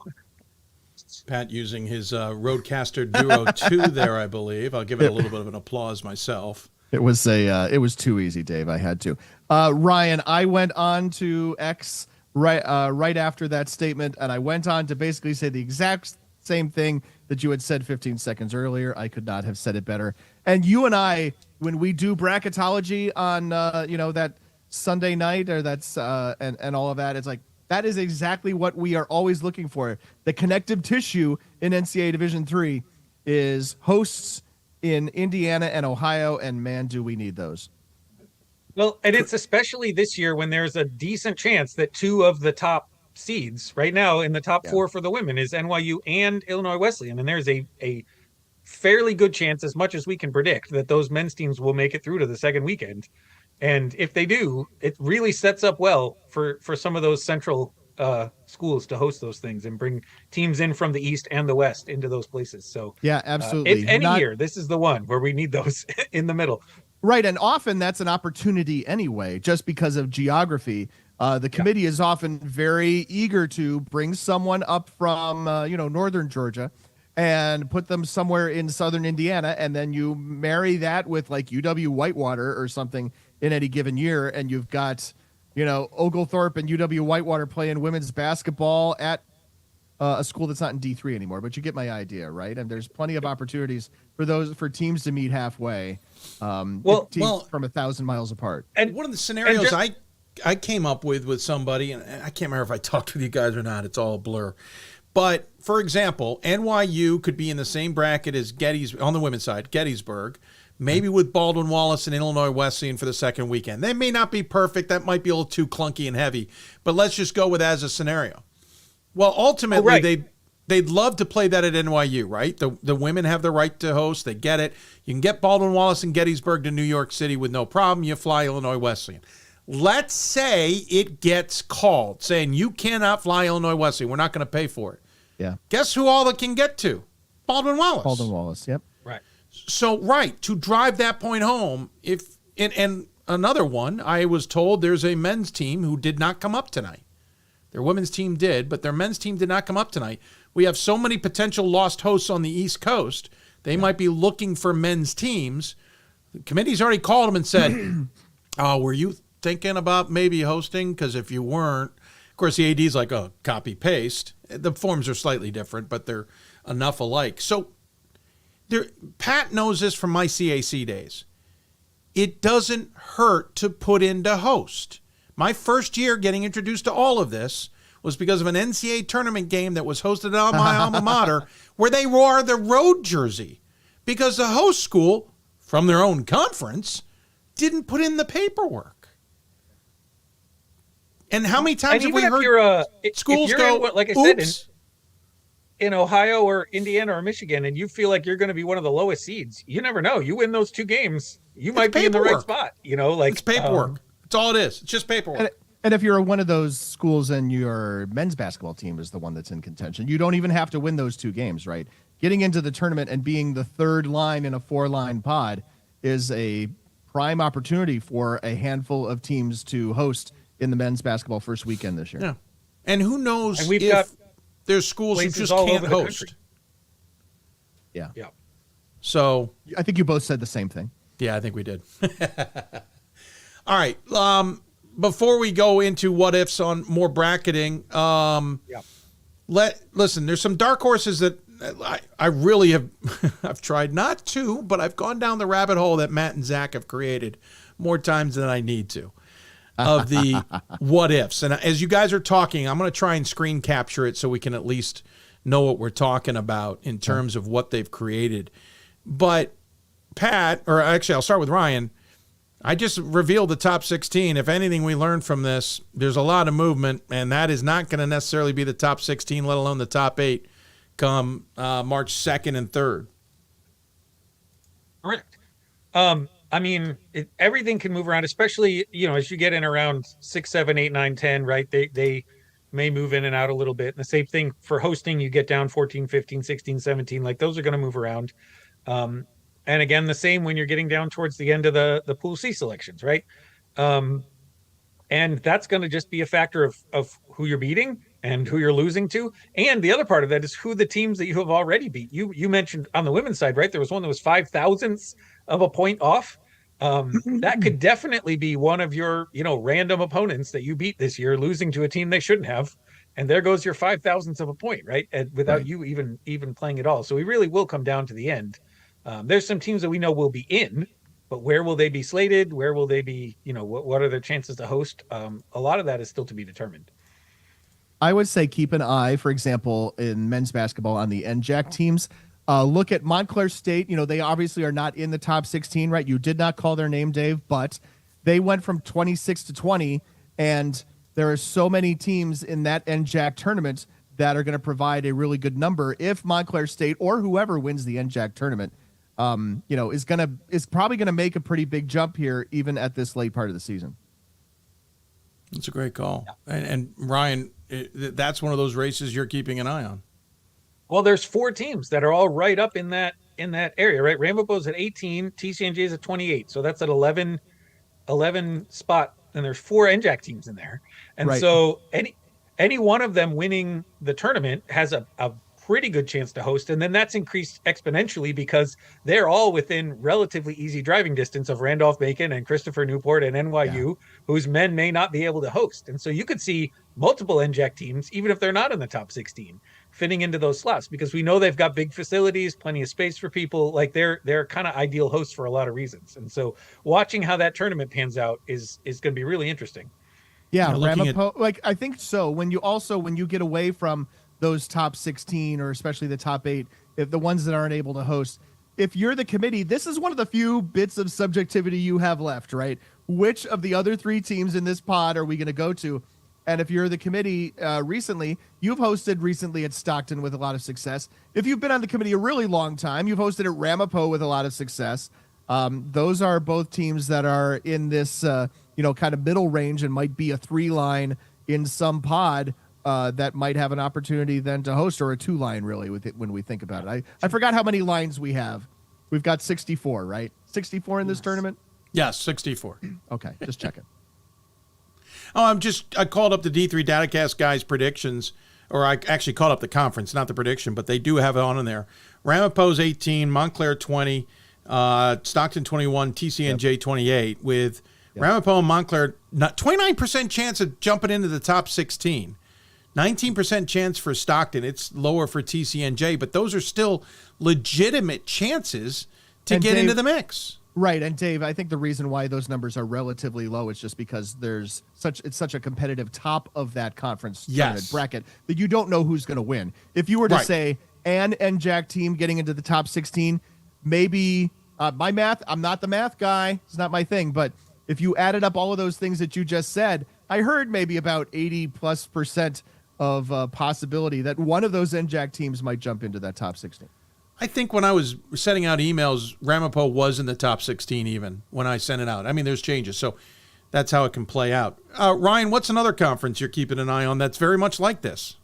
So the one that's really interesting, and actually for both the men and the women, is the SCAC down in Texas. They're spread out far enough. They determine their tournament site ahead of time, so they'll both be in Dallas for those tournaments. But for the men, really interesting when it comes to we've got St. Thomas and Trinity, who are both hovering. St. Thomas is at 37 right now. Trinity's at 41, which is kind of in line to be like the 18th or 19th Pool C spots in there. They play their regular season matchup either tomorrow or Saturday. It's coming up this weekend. Yep. And then possibly matching up again in the tournament. So we're looking at maybe in the next 2 weeks, they're playing each other twice. And if one of those teams wins both of those games, the other one is really in trouble, like pretty much out. And it may be a point that this is a 1-bid league, even though they're both strong contenders and they're both right now in the Pool C range. You know, last year we had the same 2 teams were really strong and neither one of them made their conference championship game. And so, Ozarks has played them both really tough. Shriner's really good. Like there is a chance that they could both be out. But there's also a chance they could both be in, and it's all could go either way depending on how these games go. So watching those games in Texas is going to be really important. That's a really good one, Ryan. And also that's a Sunday championship game. I know that, now that it's just one computer crunching numbers at the end to tell you who's in, that's not as big a deal, but it leaves you a little less, and maybe it doesn't leave you in this case a little less able to react from a bracketing standpoint. The question is, if you suddenly end up with 2 SCAC teams in Texas instead of 1, then the committee might have to react on a dime. Dave, I want to reference what the committee interviews that preceded us. I didn't hear them talk about doing mock bracketing like we have heard from committees in the past. I feel like this year more than ever is ripe for mock bracketing. And I know Bethany was joking about sitting back and eating bonbons and all that. But no, I think they are mock bracketing. I hope so. Yeah, I've heard them say that a few times, off air and on air. Maybe it wasn't as overt, and maybe I could have pushed that more. But no, they're definitely doing some mock bracketing. Actually, I can tell you from my vantage point today, I'm 99% sure the men were doing some mock bracketing today, because I know there was a committee call today. You should. I mean, in essence, I don't want to mean what else do you have to do, because they did mention some things that are very important, like going out and cajoling schools into applying to host, right? But, you spend a couple minutes re-verifying your data. Maybe that's just loading up, D3 Datacast and that sort of thing, and validating it against that. But then what else is going on, right? Well, and they also talked about already making calls out to schools like, hey, you might want to get your paperwork in. That's got to come with the mock bracketing to some degree. I know it's not perfect, but so yeah, I think that's taking place, and I think it's taking place maybe more than usual, because they aren't spending, as John alluded to, hours just trying to position teams and whatnot. And by the way, I'm glad Bethany finally said it. Regional rankings mean nothing, folks. I wouldn't be surprised if after this year they're finally scuttled. Kind of a thing from the bygone. Like your top 16 show? I was impressed that you put a top 16 show together that was meaningful and made sense in a year where we already know who these teams are. I appreciate that. I admittedly tried a few times to maybe scuttle it, because it's been a year. It's been a bit of problematic season, but I'm glad I did it too. I also realize that there are some out there who don't know how to get to the MPI data other than the D3 Datacast guys, and even then they may not know. To be honest, it's not the easiest thing to find. Pat had to help me find the official NCAA one, because I wanted to make sure I had the right data. By the way, I also had to wake up. I had to redo some of my graphics because, it's 3 decimal places, not 2, because somehow I built one with 2. Yep. And that became important. Yep. Well, and one of the other things the committee's doing is already today there was some disagreement about how we're counting conference tournament games, whether they're counting as conference games for NPI, because on the men's side, at least, there's a multiplier that doesn't exist for the women have one, but not for conference, right? Nothing at all. It's 1 and 1. Nothing at all. I mean, they do. It's 1 and 1. That was making sure all those numbers were correct too, just whether we're counting them as conference games or not conference games. Did you get an answer what they're going to do? We already have conference tournaments that started last night. So. Yep. What's the answer on what they're going to do, Ryan? Yes, thank you. I want to know that too. I believe that they are counting as conference games. That is what I have heard from multiple people. Now, none of them work for the NCAA. That's the right way to handle it. I think so too, but then do you go back into your coast-to-coast athletic conference and talk about all of those games that take place between the conference members that are not officially conference games? So that's already been figured out too. So their conference tournament is the only conference games that they are playing. Even if they played conference members earlier, those are non-conference games. That seems to fly in the face of what you just said about this being an opportunity where any conference team plays another conference team. Except that the conference isn't making that schedule. They are. They made the conference. That's what I've been told. Conference tournaments count as conference games, and I think that puts the onus on the C2C, because then it's back to the little 3 and the NESCAC and all those extra games that they play. Oh, good point. Too. Oh yeah, absolutely. But also, I think that puts the onus on the C2C to make a rule per that. They keep just flying on that, like whatever. It's no big deal. I mean, we could go down a C2C rabbit hole too, but they are also kind of gradually glomming onto a bunch of schools south of Christopher Newport that might be able to transform themselves into a playing conference in the nearest future. Ryan, is there? I mean, these conference races are. I mean, we hinted with John the SCAC could really kind of hamstring them a little bit in terms of hosting. Is there any others that you're sitting there going, you got to watch this? Because one of them that Scott brought up that is a great point is Johns Hopkins on the women's side, because they and Gettysburg could easily jump in. Well, Gettysburg could easily jump into the top 8. Women, Hopkins could make a big jump, and all of a sudden you got multiple hosts all kind of in the same area. Yeah, I mean, that's the bigger issue is going to be out west. Like right now, there's a decent chance that like the WIAC gets 5 teams in. Yes. And that'll be very difficult because it's always the Midwest that you have trouble working that in. Not to self-promote too much, but 2 days ago I did a mock women's bracket. It's up on Twitter somewhere, and like we barely had enough teams to fill that in, and that is only because Whitewater can get to Baldwin Wallace, right, and barely under the 500-mile marker. The NESCAC is already almost certainly going to have 5 teams in.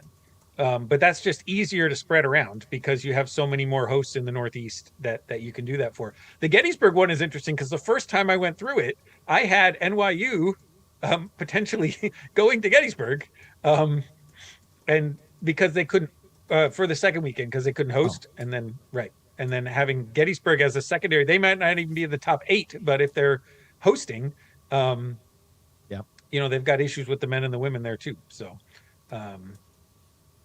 So in addition to the 4 we've already identified, there's maybe a 5th one that also comes into play when we're figuring out the hosts.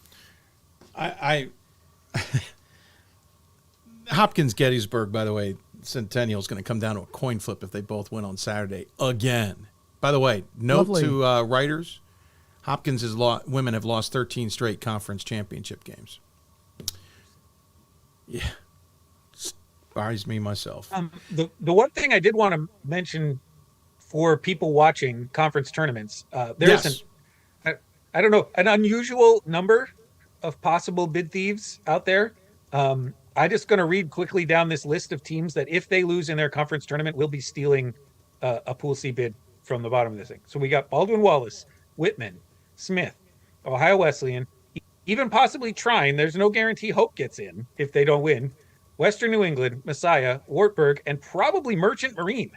If any of those teams lose in their conference tournament, which is for many of them possible. I mean, I don't think we'd see Whitman maybe losing, but it's possible. They've played competitive games. All of them have played competitive games. That is a lot of potential bid thieves for women's basketball. That's a great point. And we don't usually get a lot of those on their side. Right. You want to be rooting for all of those teams if you are down near the bubble. If you're that 5th WIAC school, if you're one of those extra landmark teams, right, that's not Scranton, you really want to be rooting for that. We're going to see a lot of that. The way that, 2 years ago, we had that on the men's side with all of those conference tournament upsets and really making it difficult to get in. Yep. Oh, it was a couple years ago. I think your 3 landmark teams are probably safe from the looks of it. Yeah, they probably are. I realized as soon as I said that, I made the mistake. But it's really like Merchant Marine right now kind of lines up between Pool C bid number 8 and Pool C bid number 9, and you don't really ever think of the Skyline Conference in women's basketball being, or men's basketball for that matter, being a conference that's going to provide an at-large possibility. I'd say even think about looking at the USA South, which I don't know that I've ever said in this context before, but think about Southern Virginia in the USA South. They're nestled between the 10 and 11 right now in terms of where they line up between Pool C teams. If they lose, I think they're probably still in the tournament, depending on who they lost to and what the the NPI number they get for that game is. But I think there's a lot of possibility for this, and and of course we know it in a way that we won't have known it in any previous season. And you also want to watch out who teams are losing to, right? Like it looks like right now, I'm going back to the men here, but we have Trine and Calvin in the MIA that are both strong teams, and Trine has a better chance than Calvin to get in, but that's only if they lose to the other one, right? If one of those teams loses earlier in the tournament, we saw that the other night when Whitworth lost to Whitman. They lost almost 1.5 points on their NPI, which is a ton of places. I think they dropped 14 spots. So if you're losing to a team that is low, especially below that quality win threshold, you can lose a ton of points and drop really far pretty quickly. If you go on, again, the DataCast, and I think Scott does too for the women, they've got some percentages of which round you lose in your conference tournament and where you go on, and those drop precipitously if you're losing in the semifinals as opposed to the finals. That's another thing to be on the lookout for. There's so much good data out there. It's the nice thing about the data era is that you have data sources that you can go to. And of course, the NCAA is going to have those official numbers, but they're not going to do any of that prognostication, right? That Matt and Zach or that Scott are going to do. It's just it makes it so much easier for us. We've had to retire Glean. There's nothing to glean. What's there to glean? Hey, 2 questions. Pat, I'll warn you, I do want to talk to you about what you're seeing from this process, comparing it to football. But got one frequent emailer who's a little frustrated that we don't get a concrete answer from either committee on what they're going to do for teams who can't host due to gender scenarios, NYU and the like. I'm actually fine if they don't have a concrete rule in place because I think it's always specific on that particular pod, location, etc. And if they have something concrete, it could both A, kind of ruin their bracket that they're trying to go overall, and B, they might not be able to live up to it. Pat, I don't have an issue with this. Yeah, I'd rather let the committee have the flexibility, but I also have been on the record, Dave, that I really, in these situations, favor, if you can, give the host to the 3 line. Yes. I don't like the 2 line getting to host because I feel like that's an advantage that might flip that round of 32 game between the top 2 teams if the top 2 teams advance to the second round. I don't like that.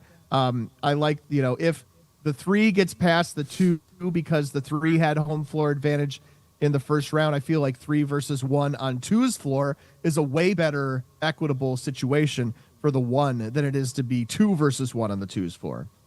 I certainly agree with you there. I think it sometimes might not be feasible because we don't know. Maybe the 3 didn't put into host, right? But right. And that's it. The 3s are less likely to host, or to put in for it. And the 4s, and the reason why I am not really interested in the 4s in this regard is that sometimes those schools are just not, they don't have great facilities. Fair. Yeah, I certainly agree with you there. I just don't like the idea that we're supposed to nail it down because NYU's situation could be extremely different than Illinois Wesleyan's. It's one of the rare instances, Dave, in which the answer that we would give to the question last year is the same as the answer we would give to it this year, and the answer is anywhere within 500 miles. Yeah. Basically. And I think the committees on the previous conversation said, listen, we'd like to keep them close if we can. Yeah. But if it's not going to allow us and we've got to go further away, we're going to go further away. I don't think they're going to go and send them in an exorbitant amount, though there was one question I forgot to ask. Was it Ryan, your question, or somebody's question about would you send a 1 seed on a flight to a pod? To keep them as a 1, yeah. To keep them as a 1, which is a fascinating one, but I forgot to ask it. So I did a week ago, I did a men's bracket, which is completely outdated at this point because the numbers have moved so much. But at that point, Stockton earned a chance to be a 1 seed, essentially with top 16 to host. But there was no way geographically to have them host. And so what I did in the mock was fly them to Texas. And they were the 1 seed in the Texas pod. And I was just very curious. I guess I should call Scott Bittner and say, would you rather be the 2 seed, at Hamilton where they're the 1, or would you rather be the 1 seed where you have to fly? And I'm sure that depends on the coach. And I'm sure the UAA teams would rather be the 1 seed and fly because they do it all the time and it's normal, right? But that may just depend on your preference or whatever. But it also comes down to geography. That same mock, I had a 3 seed in Anderson hosting the Illinois Wesleyan pod because that just made sense geographically, right? More teams could get there, and that helped with the bracketing. And that's where I think the flexibility that the committees want to have is right. We don't want to just say it's going to be at the 2 or it's going to be at the 3 because geography may come into play and say we can have the same exact pod, but if it's hosted here, we can get more teams there. It makes it easier for the second weekend. There's all sorts of those factors that go in that I feel like as long as it's seated correctly, that's really going to be the important thing that they're shooting for this year. Right. Trying to keep the balance, right? Right. And I think you can do it. Right. Well, I think the women are going to have to deal with it possibly with Whitman, because if Whitman stays in the top 8, for example, as a 2 seed essentially in a bracket, do you send everybody there for a bracket, or do you have to send the 2 somewhere a little inconvenient, but to keep the bracketing creative, that might be the better choice. And we can put the names on it that, again, she won't say here. Like Colorado College is basically in, and they're going to have to fly no matter where they go. And the SCIAC winner is probably SCIAC is almost certainly a 1 bid league for the women. They're going to fly wherever they go. And so you've already got 2 automatic flights. And so you could put them there and fly somebody else in. And you're probably going to have to, right? Because we're in a scenario for the women where Texas, it's not that inconceivable. I don't love that idea, but it's unavoidable. You may have 6 Texas teams that get in this tournament. That would be a little less likely than 5, but like even 5 teams in Texas is going to be difficult. More than one to pod manage. can handle, right? Right. Right. The question for Whitman is, are there 3 other island teams that make sense, that allow them to try to hold seed lines, which is what Bethany said, and what Ryan and I try to do every time we try to mock bracket is try to hold seed lines and not have to make a 3 somebody else's 4 somewhere for geography. If there's enough if there's the right number of teams, or if there are at least 3 others that have to fly to Whitman, then Whitman can host without anybody having to bat a second eye. Nobody's talking to Louise McCleary if there are already those other island teams. And I think maybe Piedmont is a possibility as well, along with leftover Texas teams, along with, of course, Colorado College and the SCIAC champ, as Ryan just mentioned. Point. And in both of the mocks I did, both for the men and the women, I was able to get all the seedings to work properly in the pods and get everybody hosting who needed to, except for maybe one. And that was only adding 1 flight. So like the minimum flights for both are generally about 3 because of the island teams. And I was able to do it in 4. And I think that's the kind of leverage that the committees have been able to wield the last couple of years, at least, to get 1 extra flight in that first round if it really makes a big competitive difference. And again, we won't know which teams are actually in until the last minute, but for the most part, like I think that's doable with 1 extra flight to really balance this bracket pretty well. Ryan, how long did that take you? To put it together? Yeah.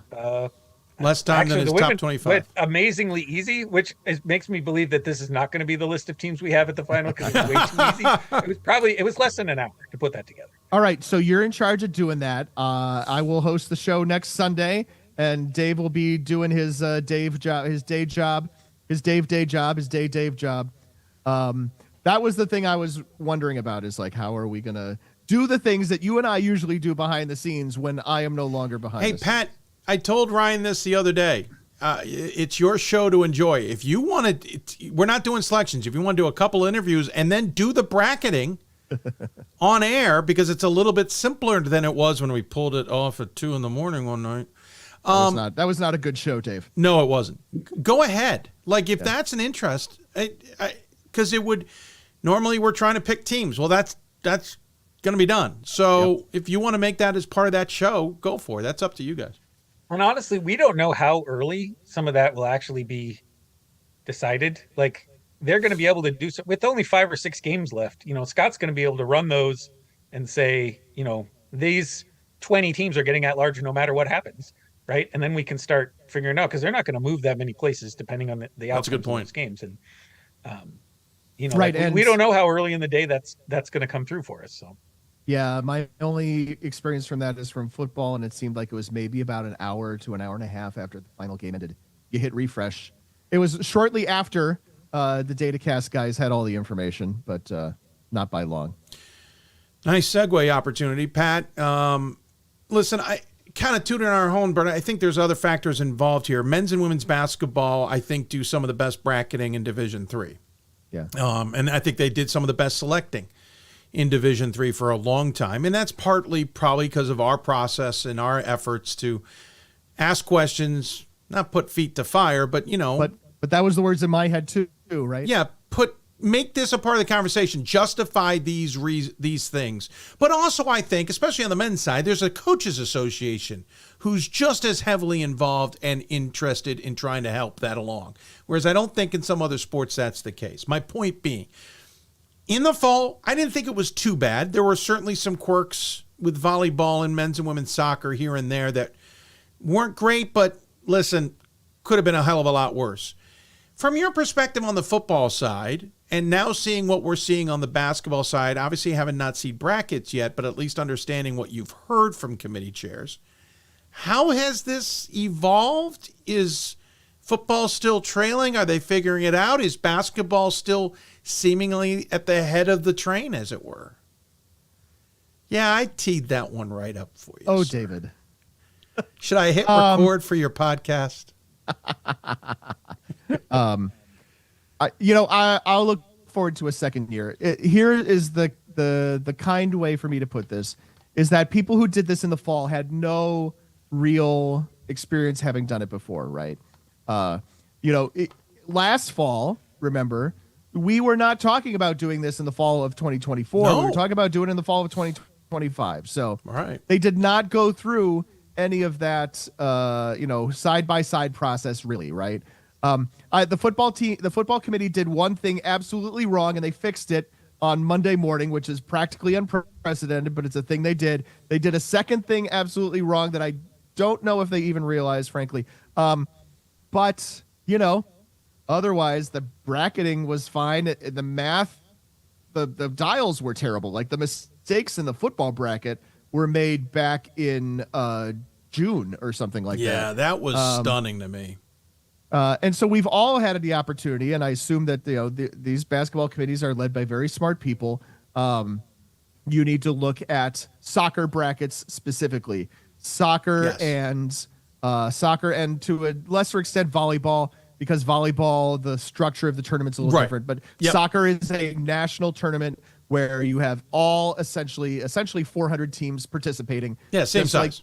Just like you do but they're all generally geographically located similarly, unlike field hockey, which is still, as much as it's progressed, still very much an East Coast sport, and football, which is a national sport but has just over half the teams, right? Soccer is your great comparison. We had two, of course, completely different soccer brackets because we had two completely different sets of dials, but there's a lot to learn from that. Bowdoin flying to Texas. I loved it. That's a good reminder for this committee that already knows these things, right? They don't need to be taught these they've things. definitely took a look at those brackets. I know that for a fact. Yeah.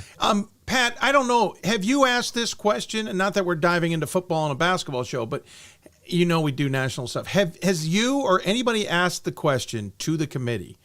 These dials were so brutal that even though they're supposedly supposed to be locked in for 2 or 3 seasons, I think it's locked in for 2, then start playing for the 3rd, and then it can be changed after something wonky. I think it's only 2. We would be able to fix football in fall of 26.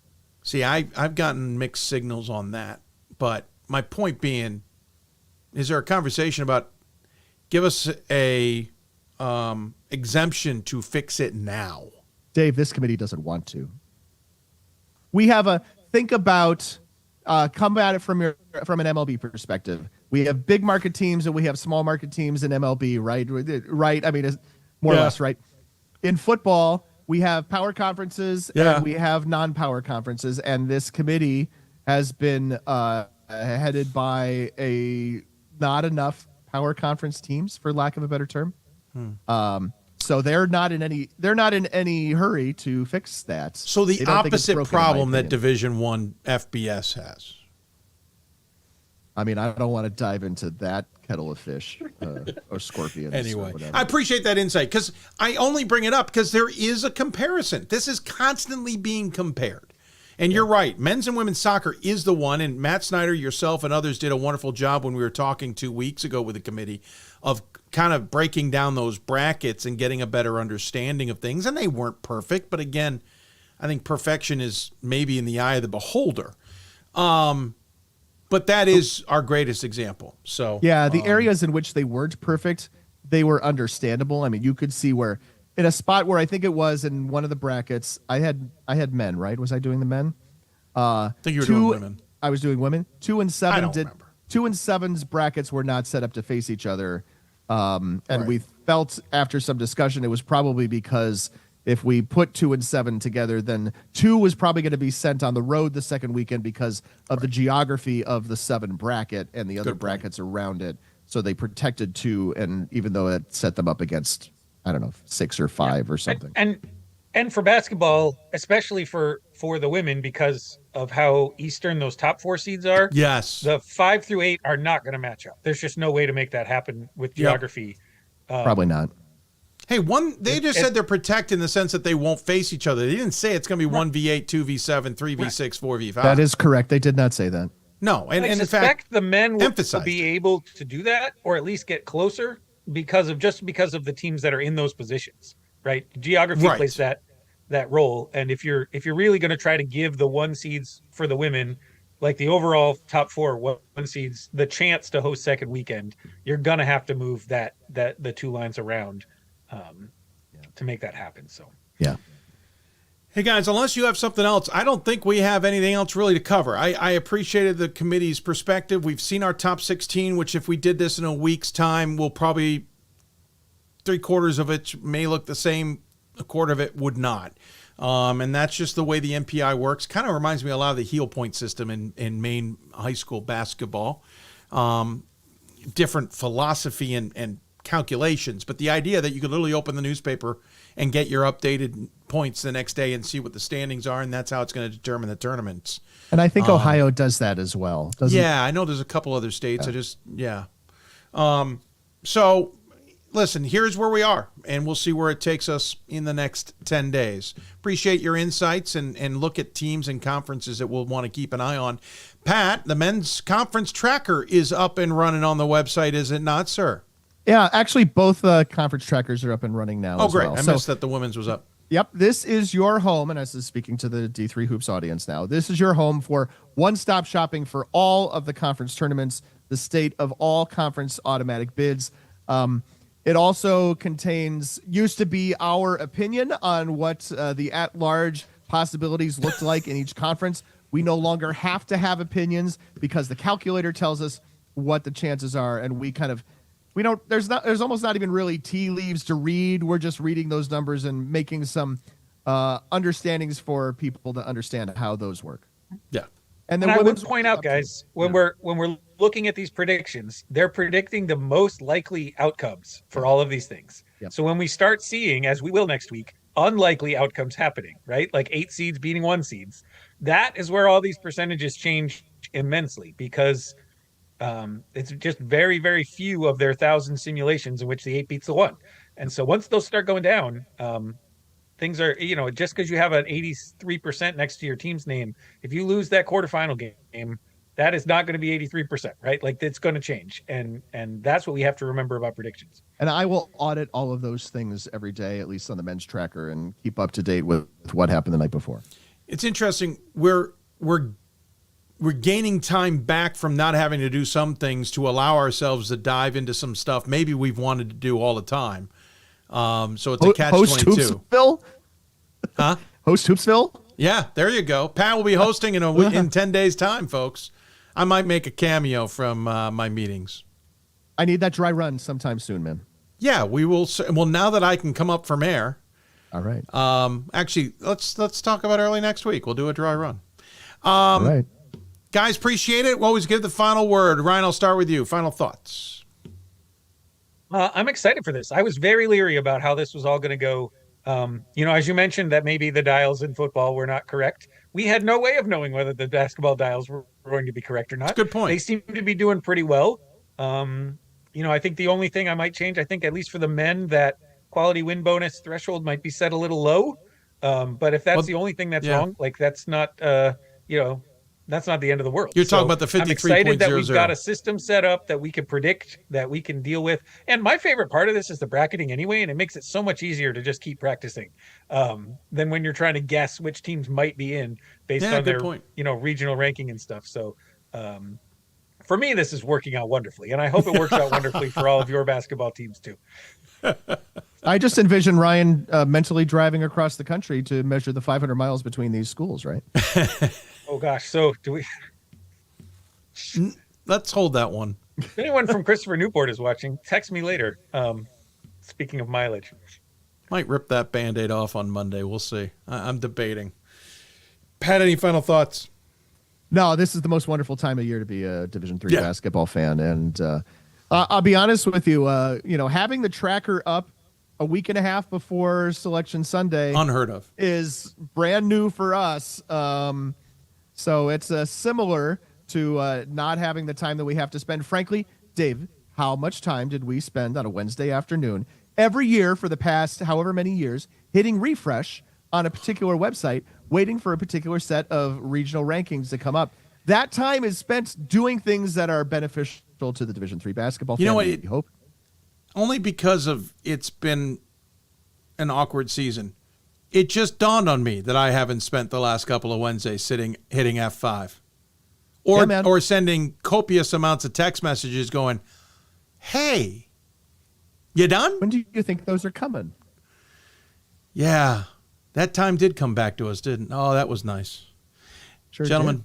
Thank you so much. Appreciate your insight. Loved having you, and we will catch up with you both very soon. Take care. Sounds good.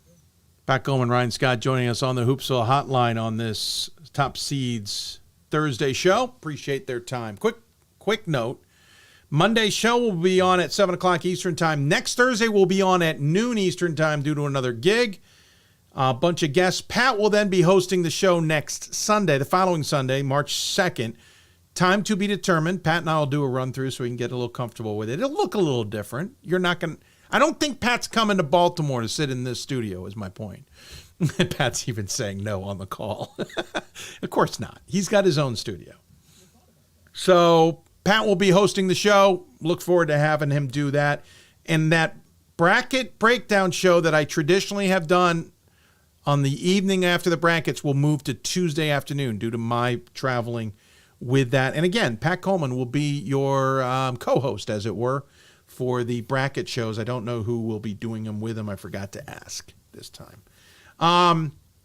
We will be putting links up to, though they're on D3 Hoops as well, the D3 Datacast info. Scott has put some information together as well. We'll get his link up there for Scott Peterson's stuff. We'll update the website accordingly, or our show page, I should say, accordingly. And again, bunch of stories to talk about, shows to put together, and all that in the coming 10 days. Thanks for everybody. Thanks to the committee chairs for helping put this show together and pushing us to do it, to be honest, because there was a part of me that said, well, the NPI data's out. Why are we going to do the show? I'm glad we did it, and I'm glad the committee chairs pushed us to do so. Thank you for their patience as well as we tried to slam it together. And thanks to my family's patience for dealing with a very stressed out father the last 48 hours or 2 weeks. With that, we'll take a break and be back on Monday. Thanks for tuning in, everybody. You've been watching Hoopsville. You want to interact with us, you can email us or follow us on the socials, all on the bottom of your screen, or look for D3 Hoopsville or Hoopsville on your social media accounts. And thank you for tuning in and watching the show along with us. Appreciate it. As always, you guys take care, and we'll see you back here Monday at 7 o'clock Eastern for the latest Hoopsville. If you want to talk Division III basketball, you have got to watch Hoopsville. Thanks, everybody.